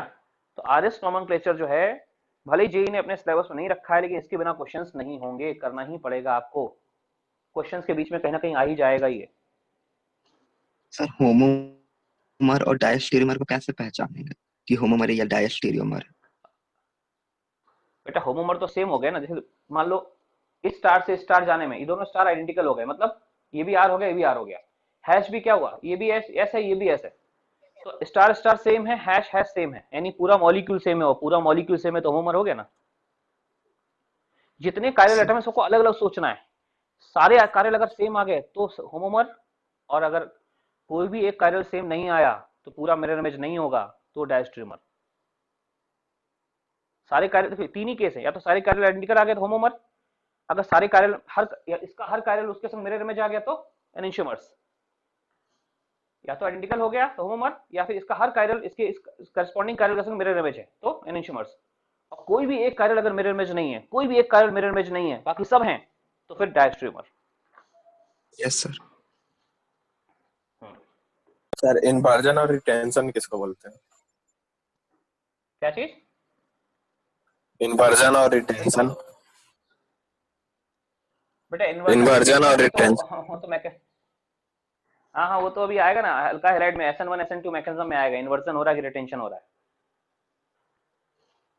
कॉन्ट्रिगेशन होता क्या है, अगर रिएक्शन से पहले आर फॉर्म था और रिएक्शन के बाद भी आर फॉर्म, केमिकल रिएक्शन जब होती है पहले भी आर था बाद में भी आर है, तो बोलेंगे स्ट्रक्चर रिटेन हो गया, जो आर था वो आर ही रह गया, रिटेंशन हो गया, रिएक्शन के दौरान कॉन्ट्रिगेशन इन्वर्ट नहीं हुआ। लेकिन अगर रिएक्शन के पहले वो कोई कायरल आर था और रिएक्शन के बाद वो एस हो गया, तो क्या कहेंगे, रिएक्शंस के बाद वो आर से एस में इन्वर्ट हो गया। तो रिटेंशन इन्वर्जन रिएक्शन के रिस्पेक्ट में होता है कि रिएक्शन के पहले रिएक्शन के बाद कायरल सेंटर पे क्या फर्क पड़ा, स्ट्रक्चर पे क्या फर्क पड़ा, सेम रहा तो रिटेंशन, उल्टा हो गया तो इन्वर्जन। चलिए आगे बात करते हैं। सर वो तो इनएंशियोमर्स हो गया ना एग्जांपल आपकी वाला। कहां पे, हाँ ये इनएंशियोमर्स हो गए, तो first and second are enantiomers, mirror image. मैंने मतलब आपको तरीका बताया, आपके पास दो तरीके हैं क्वेश्चन करने के, या तो आरएस नोमेनक्लेचर के थ्रू करो रिलेशन निकालने के लिए, या फिर इवन ऑड इंटरचेंज से करो। इवन ऑड इंटर, हर एक कायरल के अराउंड इवन ऑड इंटरचेंज सोचोगे बच्चों, ज्यादा फायदे में रहोगे। ठीक है, जहां आरएस वाले से क्वेश्चन करते कर हर एक चारों एटम का आरएस आरएस निकालते हो सकता है 1 मिनट लग जाता, और अगर इवन ऑड से करते 15 सेकंड में आंसर, है ना। एग्जाम में तो टाइम मैटर करता ना, तो मेथड दोनों जानो, लेकिन यूज वही करो जिसमें टाइम कम लगता है एग्जाम में, जानो दोनों, आने दोनों चाहिए। कई बार हमारा कम टाइम वाला फेल हो गया या हम कुछ और प्रॉब्लम आ गई, तो जो ट्रेडिशनल मेथड वो यूज कर लेंगे। तो ये हो गया आरएस नोमेनक्लेचर। ठीक है, तो 4 नोमेनक्लेचर थे, पहले 3 तो ऐसे नॉर्मल थे, है ना। चौथा इंपॉर्टेंट था, इसको एब्सोल्यूट नोमेनक्लेचर, एब्सोल्यूट कॉन्ट्रिगेशन भी बोलते हैं। आरएस कॉन्ट्रिगेशन को एब्सोल्यूट कॉन्ट्रिगेशन या एब्सोल्यूट नोमेनक्लेचर भी बोलते हैं। ठीक है,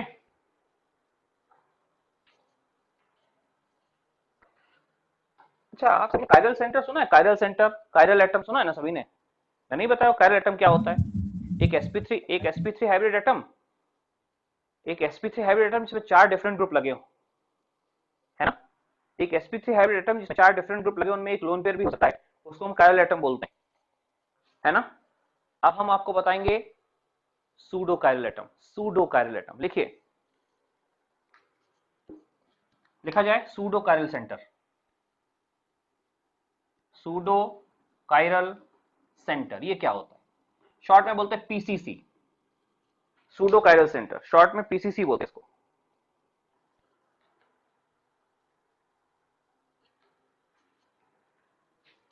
सर नोट का सेकंड पॉइंट है ये। नया अगला हेडिंग है, सूडो कायरल सेंटर अगला पॉइंट है, अगला हेडिंग है।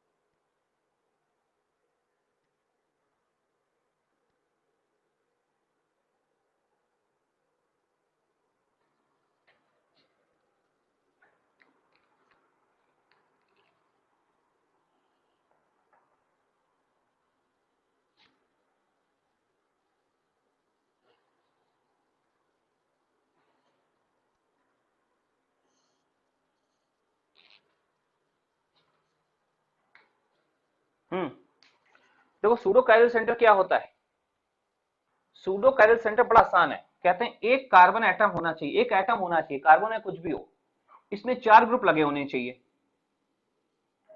इसमें 2 ग्रुप डिफरेंट होने चाहिए, ए और B, 2 group, these 2 group should be different. एक ऐसा एटम जिसमें 4 ग्रुप लगे हों, उसमें 2 ग्रुप आपस में डिफरेंट हों, और 2 ग्रुप आपस में सेम हो। देखो ये दोनों डिफरेंट हैं, ये और ये आपस में क्या है, डिफरेंट है। और यहां पे देखिए, यहां एटम लगा है x, यहां एटम लगा है x, ये 2 सेम होने चाहिए।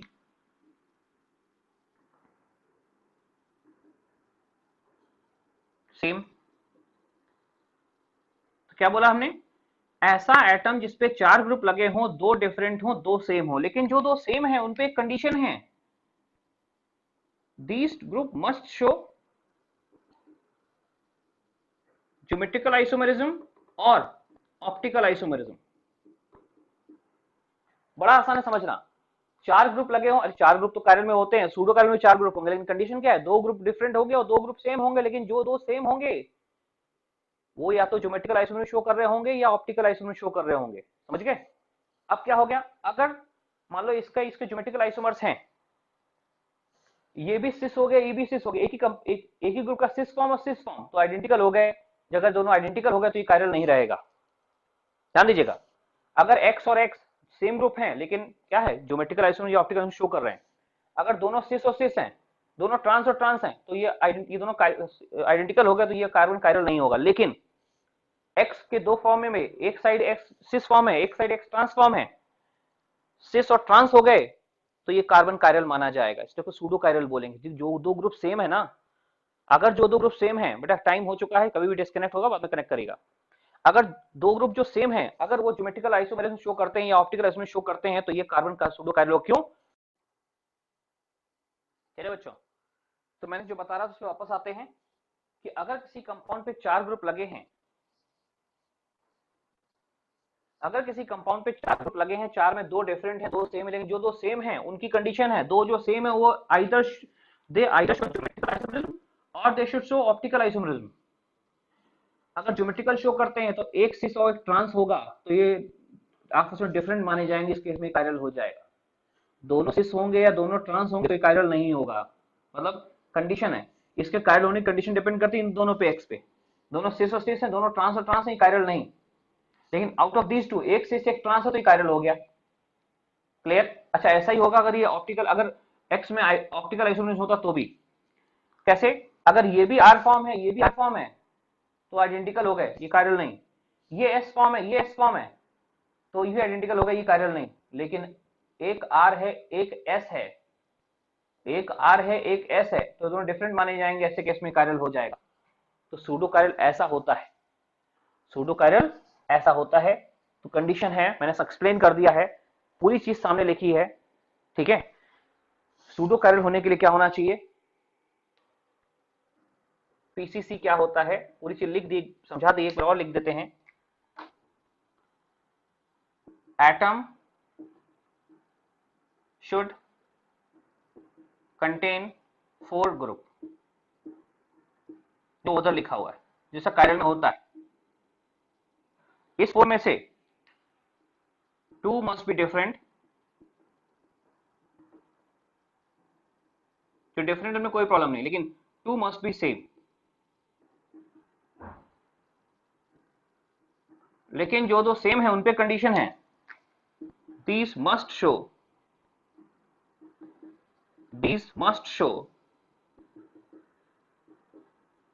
ज्योमेट्रिकल आइसोमेरिज्म और ऑप्टिकल आइसोमेरिज्म। ये ज्योमेट्रिकल और ऑप्टिकल शो करने ही चाहिए, या तो ज्योमेट्रिकल या तो ऑप्टिकल, कुछ तो शो करने चाहिए, आइदर ज्योमेट्रिकल आइसोमेरिज्म और ऑप्टिकल आइसोमेरिज्म। ठीक है, तो समझ गया सूडो कायरल, पीसीसी। देखो एक क्वेश्चन है, बताना जरा ये सूडो कायरल है कि नहीं।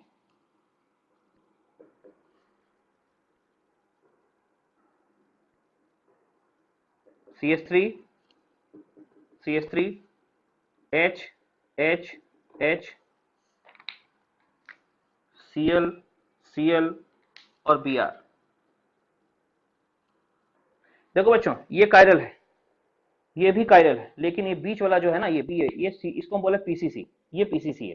कैसे, सोचो जरा, ये वाला कार्बन जो है ना, ये सूडो कायरल सेंटर है। क्यों? देखो जरा, इस वाले में क्या है, चारों ग्रुप डिफरेंट है, यहाँ चारों, लेकिन यहाँ क्या है, इसमें 4 ग्रुप, इसमें 2 ग्रुप डिफरेंट है, ये 2 डिफरेंट है, दिख रही है, 2 ग्रुप डिफरेंट हैं, लेकिन ये दोनों सेम हो गए, ये और ये सेम हो गए। तो इस कार्बन पे को पीसीसी क्यों बोला, यहाँ 2 ग्रुप डिफरेंट है, 2 ग्रुप सेम है, लेकिन जो 2 सेम है उनमें कायरल उनमें एक एक कायरल एटम है। तो ये वाला, ये कायरल क्या करेगा, आरएस नॉर्मल, ये मतलब ये ऑप्टिकल आइसोमेरिज्म शो कर रहा, हो सकता है ये आर फॉर्म हो सकता है एस फॉर्म हो। ठीक है, ये भी आरएस शो करेगा, ये भी आरएस शो करेगा। क्लियर? तो बीच वाला जो ब्रोमीन है, जहां ब्रोमीन लगा वो कार्बन क्या है, पीसीसी, सूडो कायरल सेंटर है। जहां ब्रोमीन लगा वो सूडो कायरल सेंटर है। ठीक है ना? सर एक बार बाकी फिर दोनों से कायरल, बता दीजिए ना कैसे होगा। क्या वो बालक, सर एक बार फिर अरे से जो बता दीजिए ना कैसे होगा पीसीसी। इस पे कितने ग्रुप लगे हैं? 4 ग्रुप लगे हैं ना। 4 में 2 ग्रुप क्या हैं? 2 ग्रुप डिफरेंट हैं, एच और बी आर, और 2 ग्रुप सेम है, इधर लेफ्ट और राइट वाला। और जो 2 ग्रुप सेम हैं देख लो उनमें एक एक कायरल एटम है, मतलब वो ऑप्टिकल आइसोलेशन शो करेंगे। तो कंडीशन नहीं ना है, 4 डिफरेंट ग्रुप, 4 ग्रुप होने चाहिए, 2 डिफरेंट 2 सेम, और जो 2 सेम है अगर वो ज्योमेट्रिकल ऑप्टिकल शो करते हैं, ये वाला इसमें 2 जो सेम है, इधर का ग्रुप इधर ग्रुप दोनों ऑप्टिकल शो करते हैं, तो ये पीसीसी हो गया बीच वाला कार्बन। तो किसी के सूडो कायरल सेंटर होने के लिए क्या होना चाहिए? उस पे 4 डिफरेंट ग्रुप होने चाहिए, 2 डिफरेंट, 4 ग्रुप होने चाहिए, 2 डिफरेंट 2 सेम, और जो 2 सेम है they must show geometrical isomer, इसलिए इस चीज को यहाँ पे लिखा। जो सेम है वो ज्योमेट्रिकल आइसोमर शो करने ही चाहिए, तभी सूडो कायरल सेंटर बोलेंगे।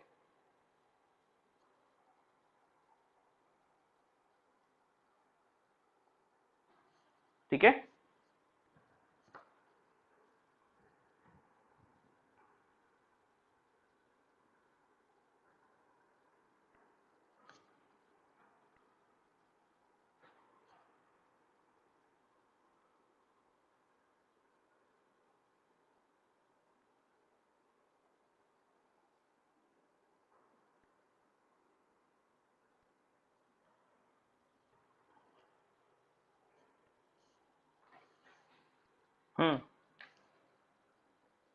इसका फोटो ले लीजिएगा ना।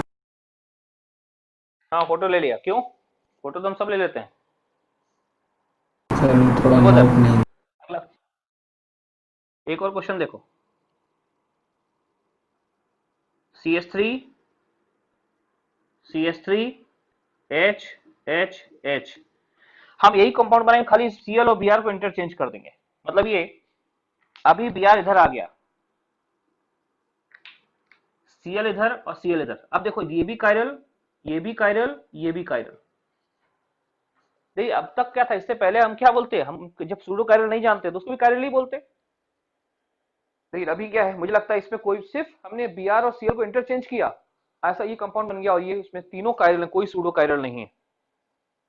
क्योंकि अगर कुछ कोई लोग पूछें यहाँ सर इसके 4 डिफरेंट ग्रुप है, यहाँ भी 4 डिफरेंट ग्रुप है, क्यों? ये ग्रुप और ये ग्रुप सेम नहीं है, आइडेंटिकल, क्योंकि इसमें Cl इसमें Br है, इसलिए सूडो कायरल नहीं रहा। अभी इसमें तीनों कायरल हैं, एक भी सूडो कायरल नहीं है। तीनों कायरल हैं, सूडो कायरल एक भी नहीं है इसमें। ठीक है। एक और क्वेश्चन देखो जरा, तीसरा।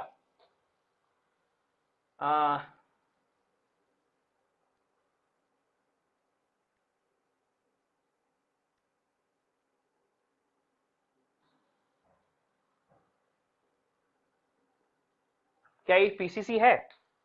तो हमने कहा ये वाला कार्बन ना, ये कार्बन, ये वाला कार्बन, ये पीसीसी है। क्यों पीसीसी है? देखो जरा, यहाँ 4 डिफरेंट ग्रुप हैं, हाँ हैं, 4 ग्रुप हैं, इनमें 2 डिफरेंट है। कौन कौन से? ये और ये डिफरेंट है। और क्या है सर, ये वाला ग्रुप, ये वाला ग्रुप सेम हो गया, लेकिन जो सेम है देखो उसमें ज्योमेट्रिकल आइसोमर एग्जिस्ट करेंगे, वो सिस ट्रांस होंगे, double bond ground cis trans होंगे उसमें, इसलिए पीसीसी बोला उसको। ठीक है। अगर चौथा एक पार्ट और ले लेते इसी का, ऐसा H CH3 ऐसा, देखो जरा, क्या ये क्या है सर? ये तो ना तो ये स्टार है, ना ये पीसीसी नहीं, बल्कि कायरल भी नहीं है। पीसीसी नहीं है, कायरल भी नहीं है, क्यों? अरे देखो ना, ये 2 ग्रुप डिफरेंट हैं, लेकिन 2 ग्रुप जो है ना, जो सेम है, उनमें ज्योमेट्रिकल आइसोमर नहीं शो कर रहे हो। आप देखो ज्योमेट्रिकल आइसोमर क्यों नहीं शो करेंगे? देखो ना, यहां मौजूद दोनों ग्रुप सेम होगा ना, ये तो नो जीआई। ये पीसीसी कब होता? ये पीसीसी तब होता जब 2 ग्रुप जो सेम है, जो 2 ग्रुप सेम है, दोनों सेम है, अगर इनमें ज्योमेट्रिकल आइसोमर एग्जिस्ट करते। पर इसमें क्या हुआ, डबल बॉन्ड ग्राउंड, दोनों ग्रुप, दोनों ये सेम ग्रुप हो गए, और जब जानते हैं डबल ग्रुप बॉन्ड में जुड़े हुए ग्रुप सेम हो गए तो ज्योमेट्रिकल आइसोमर नहीं होते। तो ऊपर वाला पीसीसी है क्योंकि हमने एक एक्स्ट्रा मिथाइल ग्रुप लगा दिया यहाँ पे, इसमें वो दोनों एच लगे हुए हैं इधर, तो ऐसे केस में ऊपर वाले में पीसीसी है, नीचे वाले में पीसीसी नहीं है। तो पीसीसी फिर बोलता हूं, पीसीसी मतलब सूडो कायरल सेंटर क्या होगा? 4 डिफरेंट ग्रुप, उन 4 में से 2 ग्रुप सेम, 2 ग्रुप डिफरेंट, और जो 2 ग्रुप सेम हैं उनके ज्योमेट्रिकल आइसोमर या ऑप्टिकल आइसोमर एग्जिस्ट करने चाहिए, तभी सूडो कायरल सेंटर बोलेंगे, अदरवाइज सूडो कायरल सेंटर नहीं बोलेंगे। अदरवाइज सूडो कायरल सेंटर नहीं बोलेंगे, राइट?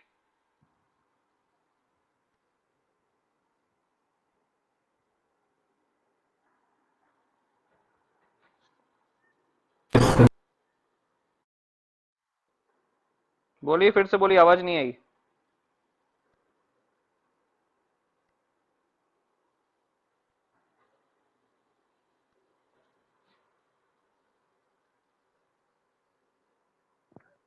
सर सी वाला में वो दो गो ज्योमेट्रिकल आइसोमर कैसे होगा? देखो ना, अगर यहाँ पे ये H और इधर का H सेम हो गया तो सिस फॉर्म। देखो ना, ऐसा ये H और ये सेम हो गया, ये भी सिस फॉर्म। अगर ये इसका ये भी सिस हो गया, ये भी सिस हो गया, तो ये दोनों सेम हो गया तो ये कायरल नहीं होगा। लेकिन हाँ, अगर इसमें ऐसा भी तो हो सकता है, इस H और Br इसको ऐसा कर दे, देखो ऐसा, ये मिथाइल ऊपर और H नीचे। अभी क्या हो गया, देखो सर, ये ट्रांस हो गया, ट्रांस ये सिस हो गया। हाँ, और सिस ट्रांस डिफरेंट हो गए, ये डिफरेंट हो गए तो कायरल हो गया। इसे सूडो कायरल बोलते हैं। सूडो कायरल कब बोलेंगे? जो दो ग्रुप सेम है उन पे डिपेंड करेगा इसको कायरल होना है कि नहीं होना। अगर दोनों आइडेंटिकल भी हो गए तो कायरल नहीं है, लेकिन दोनों अगर एक सिस एक ट्रांस हो गया तो कायरल हो जाएगा। इसलिए आप अपने सारे कैलकुलेशन में सूडो कायरल को भी कायरल ही माने। जब तक अलग से सूडो कायरल ना पूछे जाए, दिमाग ना लगाएं।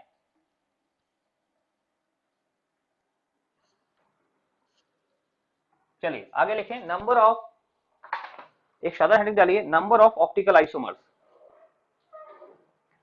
Number of optical isomers.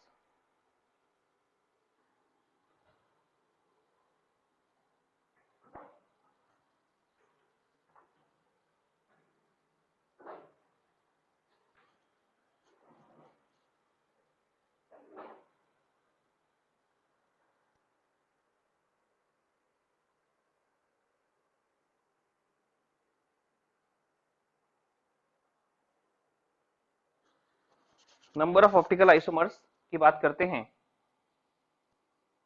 Resolution का क्या मतलब होता है? टर्म है इसमें resolution of diastereomers. अरे रेजोल्यूशन मतलब हो गया इनको जो मिक्सचर से अलग अलग करना। एक सॉल्यूशन दिया है, एनेंशियोमर्स का। आप जानते हैं एनेंशियोमर के सॉल्यूशन को हम अलग नहीं कर सकते फिजिकल मेथड से, तो क्या करें? कोई तो तरीका होगा उनको अलग करने का। एनेंशियोमर्स को उनके मिक्सचर से अलग करने का तरीका कोई तो होगा। हाँ सर, कोई तो तरीका है, ठीक है ना। एनेंशियोमर्स अलग नहीं हो सकते क्योंकि उनकी फिजिकल प्रॉपर्टी सेम होती, तो कुछ ऐसा करें। अगर एनेंशियोमर डायस्ट्यूमर में कन्वर्ट हो जाते हैं, अगर एनेंशियोमर डायस्ट्यूमर में कन्वर्ट हो जाते हैं तो डायस्ट्यूमर को अलग कर सकते हैं। तो ध्यान दीजिएगा, जब भी हम अलग करते हैं,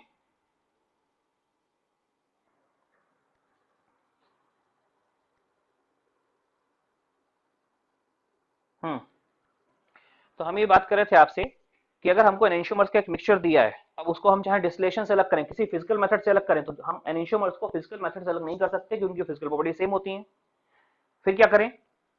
सर एक तरीका है, हमने पढ़ा है डायस्टेरियोमर की फिजिकल प्रॉपर्टी सेम नहीं होती, डायस्टेरियोमर को उनके मिक्सचर से हम अलग कर सकते हैं, है ना।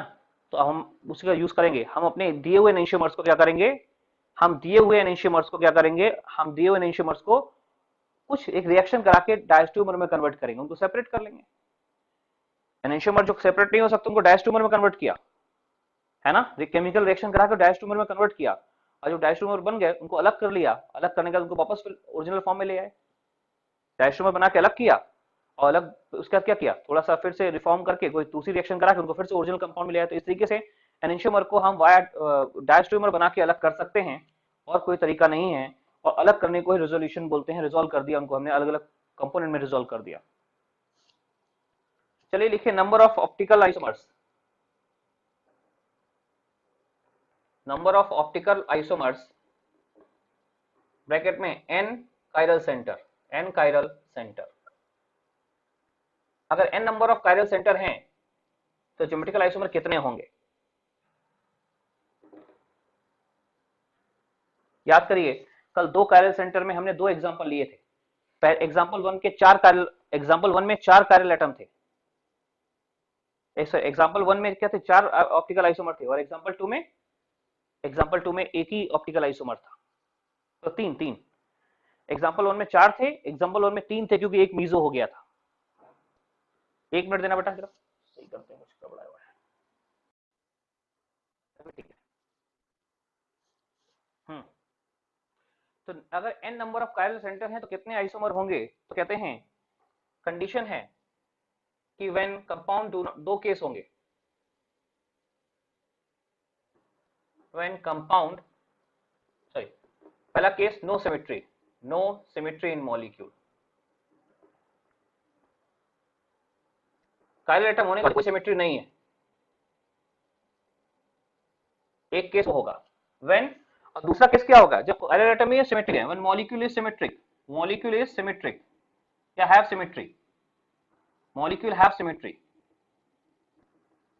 कायरल एटम है और सिमेट्री आ गई, तो देखिए जब कायरल एटम है और सिमेट्री आ गई तो मीसोफॉर्म बनने के चांसेस हैं। एन इवन तो क्या होगा, एन ऑड है तो क्या होगा। तो अब n number of chiral atoms हैं, n number of chiral atom होने के बाद भी कितने आइसोमर होंगे, तो एन इवन है एन ऑड है, डिपेंड कर जाएगा पहले number of optically active form, पहला पॉइंट है number of optically active form A, तो यहां ऑप्टिकली एक्टिव फॉर्म हो जाएंगे 2 की पावर n, यहां ऑप्टिकली एक्टिव फॉर्म हो जाएंगे 2 की पावर n-1, और ये n ऑड होने पे हो जाएंगे 2 की पावर n-1 माइनस 2 की पावर p-1। ध्यान रखो n इवन है तो p इक्वल टू सीधे हो जाएगा n/2 जैसा कि ज्योमेट्रिकल में था, n ऑड है तो p इक्वल टू हो जाएगा n+1/2। इस प्रकार से ऑप्टिकली एक्टिव फॉर्म मिलेंगे, एक्टिव फॉर्म, ठीक है। फिर आते हैं ऑप्टिकली एक्टिव इतने हो गए तो दूसरा पॉइंट आता है, ठीक है, ऑप्टिकली एक्टिव इतने हैं तो अगला पॉइंट होगा कि मीसोफॉर्म कितने होंगे, नंबर ऑफ मीसोफॉर्म m से रिलेट करेंगे, m कहते हैं इसमें सिमेट्री नहीं है तो इसमें मीसोफॉर्म होगा ही नहीं, मीसोफॉर्म 0। देखिए इन दोनों में सिमेट्री नहीं है, अगर सिमेट्री नहीं है तो मीजो नहीं होगा, मीजो तभी होता है, याद करिए मीजो क्या था, इंटरनल कैंसिलेशन, कायरल एटम है सिमेट्रिक कर्ण क्या हो गया, दोनों कायरल एटम ने एक दूसरे को कैंसिल कर दिया, वो था मीजोफॉर्म। तो इसमें सिमेट्री है ही नहीं, उसमें मीजो नहीं होगा, हाँ सिमेट्री है तो मीजो होगा, और मीजोफॉर्म होंगे, कितने मीजो बनेंगे, सही है, m इक्वल टू बनेगा 2 की पावर n-1, यहां भी m इक्वल टू बनेगा 2 की पावर n-1, इतने मीजो बनेंगे। तीसरा पॉइंट पूछे कि total number of stereo isomer कितने होंगे, total number of stereo isomer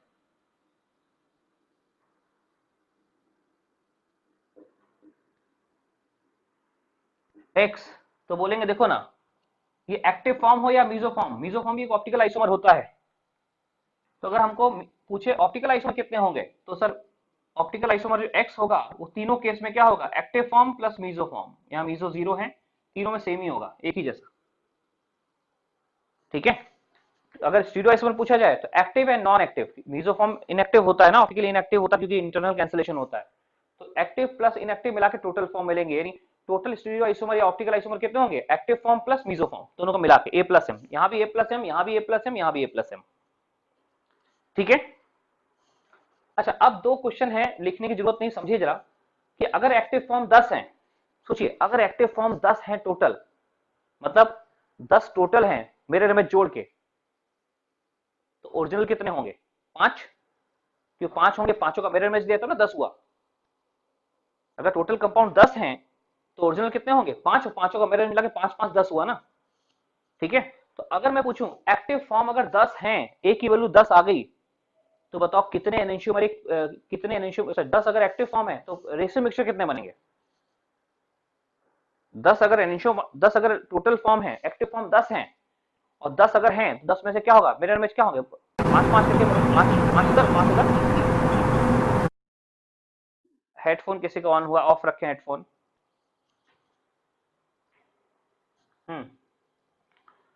तो ऑप्टिकली एक्टिव फॉर्म और ऑप्टिकली इनएक्टिव फॉर्म की हम बात कर रहे थे। ध्यान रखना बच्चों कि टोटल नंबर स्टीरियो आइसोमर जो है, अच्छा ये तो डिस्कस हो गया, हम बात कर रहे थे कि अगर 10 ऑप्टिकली एक्टिव फॉर्म है तो उसमें रेशियो मिक्सचर कितने बनेंगे सर, तो 10 के पेयर बनाओ ना, हर पेयर एक रेशियो मिक्सचर होगा, 10 में पेयर कितने बनेंगे, 5, 2 के पेयर 5 बनेंगे ना, और हर पेयर क्या होगा, मिरर मैच होगा, तो 5 रेशियो मिक्सचर बनेंगे, रेशियो मिक्सचर 5 बनेंगे, एनेंशियोमेरिक पेयर 5 बनेंगे, तो नंबर ऑफ रेसमिक मिक्सचर या number of enantiomeric pair, number of enantiomeric pair, ये कितने बनेंगे सर? ये देखिए ये सब में सेम होगा और एनेंशियोमेरिक पेयर जो होंगे ये हमेशा होगा a/2, यानी एक्टिव फॉर्म बाई 2। जितने एक्टिव होंगे उसका आधा करो, उतने पेयर होंगे और उतने ही रेशियो मिक्सचर बनेंगे। अगर 10 एक्टिव फॉर्म है तो 5, 10 का आधा 5 होता है, 5 पेयर बनेंगे और 5 जितने पेयर होंगे हर एक पेयर मिलकर एक रेशियो मिक्सचर बनाता है, तो 5 पेयर तो 5 रेशियो मिक्सचर। इस प्रकार से। और ध्यान रखना जब हम ये फॉर्मूला यूज करते हैं तो हम एन कायरल सेंटर है और वो सूडो कायरल हो या कायरल हमको एक ही जैसा काउंट करते हैं। बाकी सारा ये फॉर्मूला टेक केयर करता है सिमेट्री है कि सिमेट्री नहीं है। हम इस फॉर्मूले का उपयोग करते समय सूडो कायरल सेंटर को भी कायरल सेंटर ही मानते हैं नंबर ऑफ आइसोमर कैलकुलेट करते समय। ठीक है, सूडो कायरल सेंटर और कायरल सेंटर एक ही बात होगी।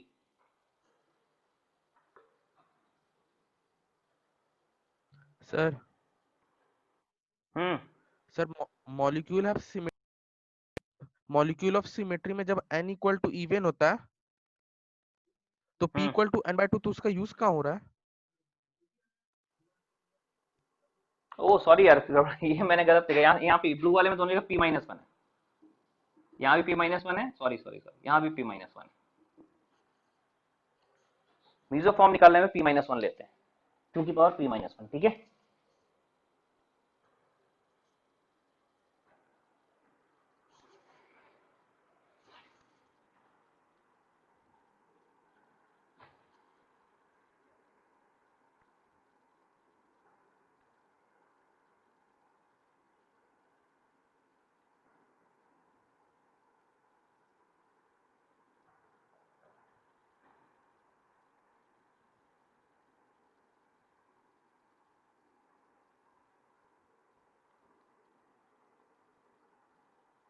सर बोलिए बोलिए बोलिए। प्लेन ऑफ सिमेट्री किसी मॉलिक्यूल में होगा तब कितना होगा ऑप्टिकली एक्टिव? अरे कोई भी सिमेट्री अगर हो गई तो ऐसा ही होगा। कोई भी सिमेट्री आ गई, plane of symmetry, axis symmetry, जो भी सिमेट्री, अगर कोई सिमेट्री एग्जिस्ट कर गई तो हम इधर इस वाले फॉर्मूले का यूज करेंगे, एन इवन एन ऑड। ठीक है, किसी भी टाइप की सिमेट्री यही फॉर्मूला यूज करेंगे।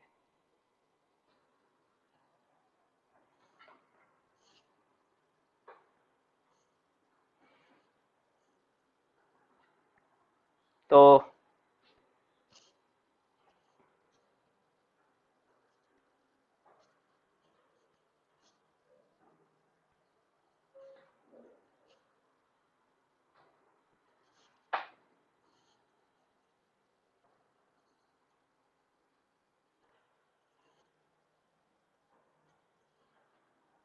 सिंपली पता कर लो कितने कायरल सेंटर हैं। जितने कायरल सेंटर हैं, अगर उसमें कोई सिमेट्री नहीं, इस फॉर्मूले का उपयोग कर दो। अगर सिमेट्री है तो एन इवन ऑड लेते हो, इन फॉर्मूले का उपयोग कर दो।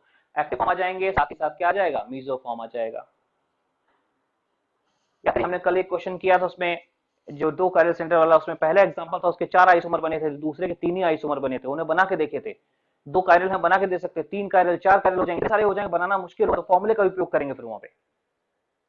ठीक है, अगर सिमेट्री है तो फिर घट जाते हैं क्योंकि कुछ उसमें मीसो हो जाते हैं। सूडो कायरल सेंटर को भी आपको इस फॉर्मूले का उपयोग करते हुए कायरल सेंटर ही मानना है।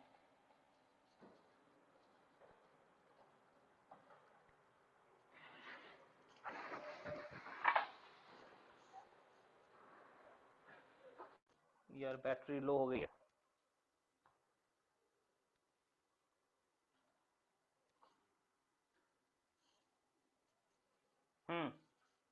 चलिए एक छोटी बात और कर लेते हैं। देखिए ऑप्टिकल सिर्फ टाइप ऑफ सिमेट्री बचा है ऑप्टिकल में, बाकी ऑप्टिकल का सारा जो की पॉइंट्स हम डिस्कस कर चुके हैं। सिर्फ टाइप ऑफ सिमेट्री बचा हुआ है, कितने टाइप की सिमेट्री होती है ऑप्टिकल में। ठीक है ना, वो हम डिस्कस करेंगे।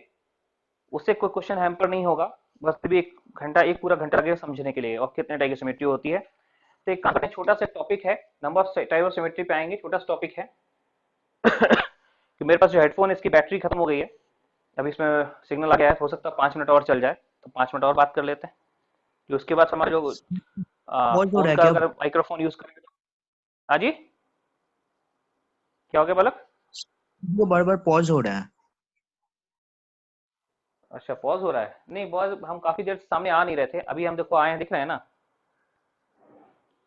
अगर नहीं पॉज सर हो रहा है तो या तो मेरे साइड, देखो बेटा क्या है ना कि अगर मेरे साइड सबको पॉज हो रहा है तो मेरे साइड प्रॉब्लम है, तो मैं रीस्टार्ट करूंगा। अगर सबको पॉज नहीं हो रहा है तो मेरे साइड प्रॉब्लम है। चलिए एक काम करते हैं, छोटा सा टॉपिक देख लेते हैं, अमाइन इन्वर्जन। अमाइन इन्वर्जन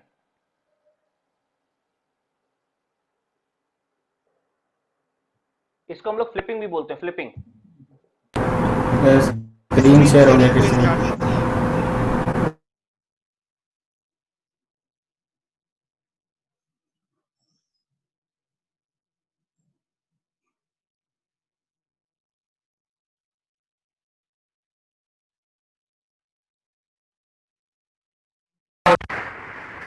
देखो तो अमाइन इन्वर्जन क्या होता है? Your speaker is not properly working.